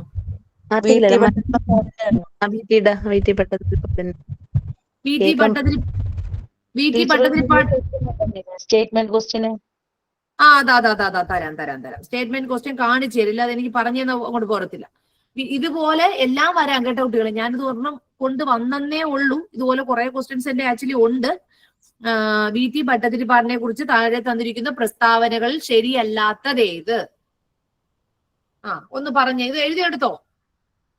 ഇനി വരാൻ ചാൻസ് ഉള്ള ക്വസ്റ്റ്യൻസുകൾ ഒന്ന് ഞാൻ കാണിച്ചു തന്നെയാണ് എന്ന് പറഞ്ഞ് നിങ്ങൾ ഈ പഠിക്കുന്ന സമയത്ത് ഇപ്പൊ ഞാൻ നിങ്ങളുടെ അടുത്ത് നിങ്ങൾക്ക് ഈ മൗര്യ സാമ്രാജ്യത്തെ കുറിച്ചും അശോക ചക്രവർത്തിയെ കുറിച്ചൊക്കെ നിങ്ങൾ പഠിക്കുമ്പോഴേ കുട്ടികളെ നിങ്ങൾ മൊത്തത്തിൽ വായിച്ചേ പഠിക്കാവൂ കേട്ടോ. ഇല്ലെങ്കിൽ ഒരു ഇങ്ങനെ ഒരു ക്വസ്റ്റ്യൻ വന്നു കഴിഞ്ഞാൽ നിങ്ങൾ അവിടെ ഇരുന്ന് ആലോചിക്കുക, അയ്യോ ഇത് വായിച്ചതാണ് പക്ഷേ കിട്ടിയില്ല എന്ന് ചിന്തിക്കുക. അതുകൊണ്ടാണ് ഞാൻ പൊതുവിൽ മൊത്തത്തിൽ ഇങ്ങനെ വായിച്ച് പറഞ്ഞു പോകുന്നത്. പിന്നെ ജോഗ്രഫി ആണെങ്കിലും അങ്ങനെ തന്നെയാണ്. ഞാൻ നേരത്തെ തെക്ക് പടിഞ്ഞാറ് മൺസൂണിന്റെ വരവിനെ കുറിച്ച് പറഞ്ഞപ്പോൾ അവിടെയും അത് കറക്റ്റ് സോഷ്യൽ സയൻസിന്റെ ടെക്സ്റ്റ് ബുക്കിൽ നിന്ന് കൊണ്ടുവന്നിരിക്കുന്ന പാർട്ടാണ്. അപ്പൊ ഇതൊരു ക്വസ്റ്റ്യന്റെ ഒരു ഉദാഹരണമായിട്ട് ഞാൻ കൊണ്ടുവന്നേ ഉള്ളൂ. ഇങ്ങനെയൊക്കെ ചോദിക്കാൻ ചാൻസ് ഇനി വരുന്ന പരീക്ഷകൾ കൂടുതലാണ്. ഓക്കെ, അപ്പൊ ഇങ്ങനെ പറയാൻ ശ്രമിക്കുക. പിന്നെ ജോഗ്രഫി എല്ലാം ഞാൻ അങ്ങനെ തന്നെ എത്തിച്ചിട്ടുണ്ട്. പിന്നെ കോൺസ്റ്റിറ്റ്യൂഷൻ നിങ്ങൾക്ക് പാടല്ലേ കുട്ടികളെ? എന്താ അഭിപ്രായം? ഹലോ പറയൂ, കോൺസ്റ്റിറ്റ്യൂഷൻ എങ്ങനെ ഉണ്ട്? ഇച്ചിരി പാടാണോ? അതൊരു പ്രാവശ്യം കൂടി ക്ലാസ് കേൾക്കേണ്ടി വരും. ആണോ? ഒരു പ്രാവശ്യം ക്ലാസ് കേൾക്കുന്നു എന്ന് പറയുമ്പോഴത്തേക്കേ അതിന്റെ നിങ്ങളുടെ കോൺസ്റ്റിറ്റ്യൂഷന്റെ റെക്കോർഡിംഗ് ക്ലാസ്സുകൾ ഉണ്ടെങ്കിൽ എളുപ്പമാണ് കേട്ടോ. ഇല്ലെങ്കിൽ പിന്നെ അതുപോലെ തന്നെ വേറെ കാര്യം കൂടെ ഞാൻ പറഞ്ഞു വിട്ടുതരാം നിങ്ങൾക്ക്. അതുപോലെ തന്നെ ഈ നമ്മൾ ഹാരപ്പൻ സംസ്കാരമായിട്ട് ബന്ധപ്പെടുത്തിയിട്ടും ഒരുപാട് സ്റ്റേറ്റ്മെന്റിൽ ചിലപ്പോൾ ക്വസ്റ്റ്യൻ ചോദിക്കും. പിന്നെ ഞാനിപ്പം പറഞ്ഞ ഈ രാജ്യസഭ, ലോക്സഭ അതുമായിട്ട് ബന്ധപ്പെടുത്തി സ്റ്റേറ്റ്മെന്റിൽ ക്വസ്റ്റ്യൻ വരും. അപ്പൊ നിങ്ങൾ സ്പീക്കറിനെ കുറിച്ചും രാജ്യസഭ ചെയർപേഴ്സണെ കുറിച്ചും പിന്നെ ലോക്സഭ ചെയർപേഴ്സണെ കുറിച്ചൊക്കെ ഒരു പൊതുവിലൊരു ധാരണ. പിന്നെ എമർജൻസി പിന്നെ ഞാൻ ഈ പറഞ്ഞ state list, union list, concurrent list, അത് അതിന്റെ അകത്ത് വരുന്നതാണ്. ഇത് എപ്പോഴും ചോദിക്കും. സ്റ്റേറ്റ് ലിസ്റ്റ്, യൂണിയൻ ലിസ്റ്റ്, പിന്നെ ഫണ്ടമെന്റൽ റൈറ്റ്സ്. ആർട്ടിക്കിളുകൾ ഏകദേശം ഇത് ഇത്രയും പഠിച്ചുകൊണ്ടേ പോകാവൂ കേട്ടോ. ആർട്ടിക്കിളുകൾ എന്തായാലും ചോദിക്കും. അപ്പൊ അതൊക്കെ ഒന്ന് ഏറ്റവും വേണ്ടപ്പെട്ട പുതുമ നിറഞ്ഞ ക്വസ്റ്റ്യൻസുകളാണ് അതെല്ലാം. പുതുമയെന്ന് പറയാൻ പറ്റത്തില്ല ആക്ച്വലി. അപ്പൊ അത്രയൊക്കെ ഒന്ന് ശ്രദ്ധിച്ചിട്ട് പോവുക. ഓക്കെ കുട്ടികളെ, അങ്ങനെയാണെങ്കിൽ ഞാൻ ഇന്നത്തെ ക്ലാസ് വൈൻഡപ്പ് ചെയ്യട്ടെ. നമ്മളെ സമയം കഴിഞ്ഞു. ക്ലാസ് ഇല്ലേ? എന്താടാ ടീച്ചർ ഇതിന്റെ ആൻസർ കേൾക്കാമോ? സോഷ്യൽ സയൻസിന്റെ ക്ലാസ് ഇനി ഇല്ലേ എന്നാണോ? അതെ. അല്ലടാ, ഇത് എന്റെ അടുത്ത് പറഞ്ഞത് നമ്മള് ഈ ക്വസ്റ്റ്യൻ പേപ്പർ ഡിസ്കഷൻ പോലെ നിങ്ങളിലേക്ക് എത്തിക്കാൻ വേണ്ടിയിട്ടുള്ള ക്ലാസ്സുകളായിരുന്നു. അത് ഇന്ന് സാറ് 4 ക്ലാസ് ആണ് എന്റെ അടുത്ത് പറഞ്ഞത്. അപ്പൊ 4 ക്ലാസ് ഇന്നത്തോടു കൂടി വൈൻഡപ്പ് ആവുകയാണ് നമ്മള്. ടീച്ചർ ഇതിന്റെ ആൻസർ ഒന്ന് പറയാവോ? ഇതിന്റെ ആൻസറുടെ ഓപ്ഷൻ ഇയാൾ പറഞ്ഞേ ഉത്തരം ഞാൻ പറഞ്ഞു ചേർത്തില്ല. ഇയാൾ പറഞ്ഞേ, ഇയാൾക്ക് ബുദ്ധി ഉണ്ടോന്ന് ഞാൻ നോക്കട്ടെ, ഒന്ന് പറഞ്ഞേ. VT ഭട്ടതിരിപ്പാടിനെ കുറിച്ച് പറയുമ്പോ നമുക്ക് തെറ്റായിട്ട് ഏത് പറയാം? ഇയാളൊന്ന് ചുമ്മാ ഒന്ന് പറഞ്ഞു നോക്കിയേ, ഗസ് അടിച്ച് പറഞ്ഞു നോക്കിയേ, ശരിയാവും.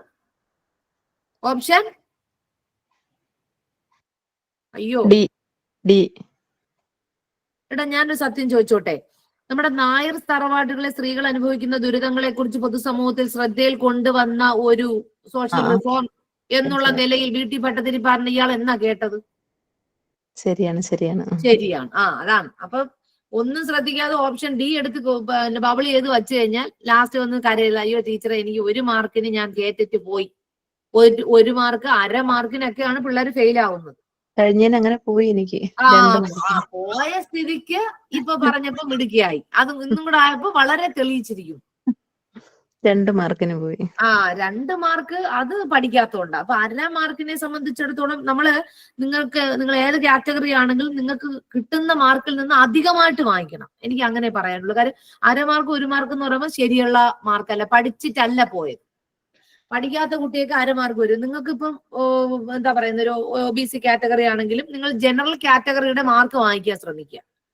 കാരണം ഞാൻ അങ്ങനെ പറയത്തുള്ളൂ. കാരണം അത്രയും മാർക്ക് വാങ്ങിക്കാനേ എപ്പോഴേ ശ്രമിക്കില്ല. ഞാൻ ഇന്ന കാറ്റഗറി ആണെന്നുള്ള ലെവലിൽ പരീക്ഷ എഴുതാൻ പോകരുത്. നിങ്ങൾ എല്ലാവരും ചിന്തിക്കുക ഞങ്ങളെല്ലാം ജനറൽ കാറ്റഗറിയാണ്. കാര്യം അങ്ങനെ പഠിക്കത്തുള്ളൂ. ചിലർ ചിന്തിക്കുക ഞാൻ OBC ആണ്, എനിക്ക് ഇത്ര മാർക്ക് മതി, ടീച്ചറെ കുഴപ്പമില്ല എനിക്ക് കിട്ടും. അങ്ങനെ കിട്ടിയിരുന്ന അവസാനം വരുമ്പോ എന്താവും? പോയി. അപ്പൊ അതുകൊണ്ട് ഞാൻ പിള്ളേർക്ക് പറഞ്ഞിട്ടുണ്ട്, നിങ്ങളെല്ലാവരും പൊതുവായിട്ടുള്ള പരീക്ഷ എഴുതാൻ ഇങ്ങോട്ട് പോവുക, പഠിച്ചെടുക്കുക. ഇതിലൊന്നും തീർന്നിട്ടില്ല. നമ്മൾ ഒരുപാട് ക്വസ്റ്റ്യൻ ഡിസ്കഷൻ ചെയ്തു കഴിഞ്ഞ പ്രാവശ്യമൊക്കെ.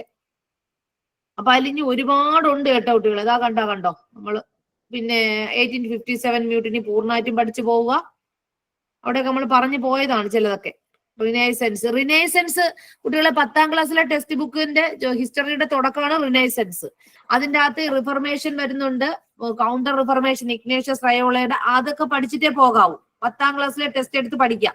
What is a pure social science? സമയമില്ലെങ്കിൽ ഓടി പറയാണ്. എന്താ കുട്ടികൾ ഈ തന്നിരിക്കുന്നതിൽ പ്യുവർ സോഷ്യൽ സയൻസ്?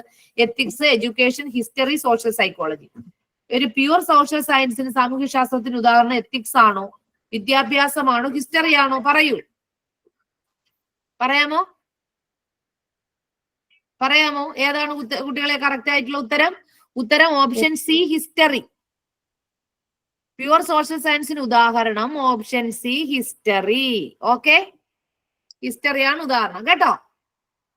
അപ്പൊ അങ്ങനെയാണെങ്കിൽ ഇന്നത്തെ നമ്മുടെ ക്ലാസ് വൈൻഡപ്പ് ചെയ്യേണ്ടുള്ള സമയമായി. ഇനി ബ്ലൂമിന്റെ ടാക്സോണമി എന്തുമായിട്ട് ബന്ധപ്പെട്ടിരിക്കുന്നു? Multiple intelligence, creativity, cognitive. ഏതാ കുട്ടികളെ? Cognitive domain. തന്നിരിക്കുന്നതിൽ cognitive domain, affective domain, psychomotor domain. Psychology പഠിച്ചിട്ടുണ്ടല്ലോ. ഓക്കെ, ഇന്ത്യയുടെ മാനക രേഖാംശം എത്രയാണ് കുട്ടികളെ? ഇന്ത്യയുടെ മാനകരേഖ ഓടി പറയൂ കുട്ടികളെ. ഇന്ത്യയുടെ സ്റ്റാൻഡേർഡ് മെറിഡിയൻ എത്രയാണ്? 68 ഡിഗ്രി 7 ആണോ, 97 ഡിഗ്രി 25 ആണോ, 82.5 ഡിഗ്രി 30 കിഴക്കാണോ? ഏതാ? മിടുക്കികളാണെങ്കിൽ പറഞ്ഞേ, ഓടി പറയണേ, സമയം തീർന്നു. ഇന്ത്യയുടെ മാനകരേഖ ഓപ്ഷൻ സി, മിടുക്കി. 82.5 ഡിഗ്രി കിഴക്ക്. ചില പിള്ളേർ വെസ്റ്റ് എന്ന് എഴുതി വയ്ക്കും. അല്ല, കിഴക്ക്. അതാ എഴുതി കുറിച്ച് വെച്ചോ. 82.5 ഡിഗ്രി കിഴക്കാണ്. ഓക്കെ, മറക്കല്ലേ. നമ്മൾ കഴിഞ്ഞ ക്ലാസ്സും പഠിച്ചല്ലോ പെരിഹീലിയൻ എന്താണെന്നും അബ്ഹീലിയൻ എന്താണെന്നും. പെരിഹീലിയൻ എന്നാണ്? ജനുവരി 3, അബ്ഹീലിയൻ ജൂലൈ 4. ഓർമ്മ ഉണ്ടേ? ഓക്കെ, മൗര്യന്റെ ക്യാപിറ്റൽ, മൗര്യ സാമ്രാജ്യത്തിന്റെ ക്യാപിറ്റൽ പാടലീപുത്രമാണ്. പാടലീപുത്ര. മൗര്യ സാമ്രാജ്യത്തിന്റെ ക്യാപിറ്റൽ പാടലീപുത്രയാണ്. ചന്ദ്രഗുപ്ത മൗര്യ ഓർമ്മയുണ്ടല്ലോ, അദ്ദേഹമാണ് പിന്നെ ജൈന മതം സ്വീകരിച്ച ചക്രവർത്തി. പിന്നെ അശോക ചക്രവർത്തി മൗര്യ സാമ്രാജ്യത്തിലെ ഭരണാധികാരിയാണ്. അദ്ദേഹം ബുദ്ധമതം സ്വീകരിച്ചു. പക്ഷെ മൗര്യ സാമ്രാജ്യത്തിൽ പിന്നെ ജൈന മതം, അല്ലെങ്കിൽ ഭദ്രബാഹു, പരീക്ഷയ്ക്ക് ചോദിച്ചതാണ്, ഭദ്രബാഹു എന്ന ജൈന സന്യാസിയുടെ കീഴില് ചന്ദ്രഗുപ്ത മൗര്യൻ പിന്നെ എന്താ പറയുന്നത്, ജൈന മതം സ്വീകരിച്ചു. ഭദ്രബാഹു, പേരെഴുതി വെച്ചു, ഭദ്രബാഹു. പരീക്ഷയ്ക്ക് ചോദിക്കുന്ന മാത്രമാണ് ഞാൻ പറഞ്ഞു പോകുന്നത്. അപ്പൊ ഇവരുടെ ക്യാപിറ്റൽ എപ്പോഴും ചോദിക്കും പാടലീപുത്ര. ഓക്കെ, അങ്ങനാണെങ്കിൽ ഇന്നത്തെ ക്ലാസ് വൈൻഡപ്പ് ചെയ്യട്ടെ കുട്ടികളെ. ഒരുപാട് ക്വസ്റ്റ്യൻസുകൾ ഇനിയും വരുന്നുണ്ട്. ഓക്കെ, പിന്നെ കുളച്ചൽ യുദ്ധം ആരൊക്കെ തമ്മിലാണ് കഴിഞ്ഞ ക്ലാസ് ഞാൻ പറഞ്ഞു. 1741 തിരുവിതാംകൂറും ഡച്ചുകാരും, മാർത്താണ്ഡവർമ്മയും ഡച്ചുകാരും അല്ലെ, ഡച്ചുകാരും തമ്മിലാണ് കുളച്ചൽ യുദ്ധം നടന്നത്. പിന്നെ ബീഗം ഹസ്രത്ത് മകളെ കുറിച്ച് പറയുമ്പോൾ വേറെ അങ്ങോട്ടും ഇങ്ങോട്ടും ഒന്നും ആലോചിക്കണ്ട, ലക്നൗ എന്നങ്ങ് ചിന്തിക്കുക. ആരാണ്? ലക്നൗ. കേട്ടോ, ലക്നൗ ആണ് ബീഗം ഹസ്രത്ത് മകൾ, ലക്നൌവിലാണ് കലാപത്തെ നയിച്ചിട്ടുള്ളത്. ഇതൊക്കെ പിന്നെ നേരത്തെ നമ്മൾ പറഞ്ഞു പോയതാണ്, കഴിഞ്ഞ ക്ലാസ്സിൽ പറയാൻ വിട്ടിട്ടുള്ള കാര്യങ്ങളാണ് നമ്മൾ ഇവിടെ പറഞ്ഞു പോയിട്ടുള്ളത്. ഹെയറോഗ്ലോഫിക്സ് ലിപി എവിടെ മാറ്റി ബന്ധപ്പെട്ടിരിക്കുന്നു? മെസോപ്പൊട്ടോമിയൻ സിവിലൈസേഷൻ ആണ്. മെസോപ്പൊട്ടോമിയൻ സിവിലൈസേഷനുമായിട്ട് ബന്ധപ്പെട്ടിരിക്കുന്നു. ഓക്കെ, അങ്ങനാണെങ്കിൽ ഞാൻ ഇന്നത്തെ ക്ലാസ് വൈൻഡപ്പ് ചെയ്യാണ് കുട്ടികളെ. ഇനി നമുക്ക് വേറെ ക്ലാസ് ഉണ്ടെങ്കിൽ കുറച്ച് ഡീറ്റെയിൽഡ് ആയിട്ട് വരാം. നിങ്ങൾക്ക് വേണ്ടിയിട്ടുള്ള ആക്ച്വലി ഇതൊന്നും അല്ല, കുറെയൊക്കെ കിട്ടി എങ്കിലും ഈ കോൺസ്റ്റിറ്റ്യൂഷന്റെ പാർട്ട് മാത്രം ഇൻക്ലൂഡ് ചെയ്തിരുന്നെങ്കിൽ അത് നിങ്ങൾക്ക് പ്രയോജനകരമായിരുന്നു എന്ന് എനിക്ക് തോന്നുന്നു. ആണോ? അല്ലേ? അല്ലെ, അതാണോ സത്യം? അപ്പൊ അങ്ങനെയാണെങ്കിൽ നമുക്ക് ഇനി ഒരു ക്ലാസ് മേ ബി കോൺസ്റ്റിറ്റ്യൂഷൻസ് മാത്രം ഇൻക്ലൂഡ് ചെയ്ത് വെക്കാം. കാര്യം ഞങ്ങളെല്ലാം പഠിച്ചപ്പോ എനിക്ക് നിങ്ങൾക്ക് അറിഞ്ഞുകൂടാത്ത ഫീൽ അവിടെയാണ് ചെയ്തത്. നമ്മളെങ്കിലും ഞാൻ പരമാവധി പഠിപ്പിച്ചിട്ടുണ്ട് എന്നാണ് വിശ്വാസം. ഓക്കെ, വിത്ത് എക്സ്പ്ലനേഷനോട് കൂടി നമുക്ക് എന്നാല് ലാസ്റ്റ് ഒരു ക്ലാസ് എടുക്കാം. ഓക്കെ, ഹലോ കുട്ടികളെ. കോൺസ്റ്റിറ്റ്യൂഷൻ മാത്രമായിരിക്കണം വരേണ്ടിയിട്ടുള്ളത്, ഇല്ലെങ്കിൽ അത് നിങ്ങൾക്കത് ശരിയാതില്ല. വിത്ത് എക്സ്പ്ലനേഷൻ കുറെ പാർട്ടുകളുണ്ട്. അപ്പൊ അത് അങ്ങനെ പഠിച്ചു പോകണം. കാര്യം അറിഞ്ഞുകൂടാത്തോണ്ട് ഫീൽ ചെയ്തോണ്ട് ഞാൻ പറഞ്ഞതേ ഉള്ളൂ. അങ്ങനെയാണെങ്കിൽ ഇന്നത്തെ ക്ലാസ് വൈൻഡപ്പ് ചെയ്യാണ്. Okay, thank you.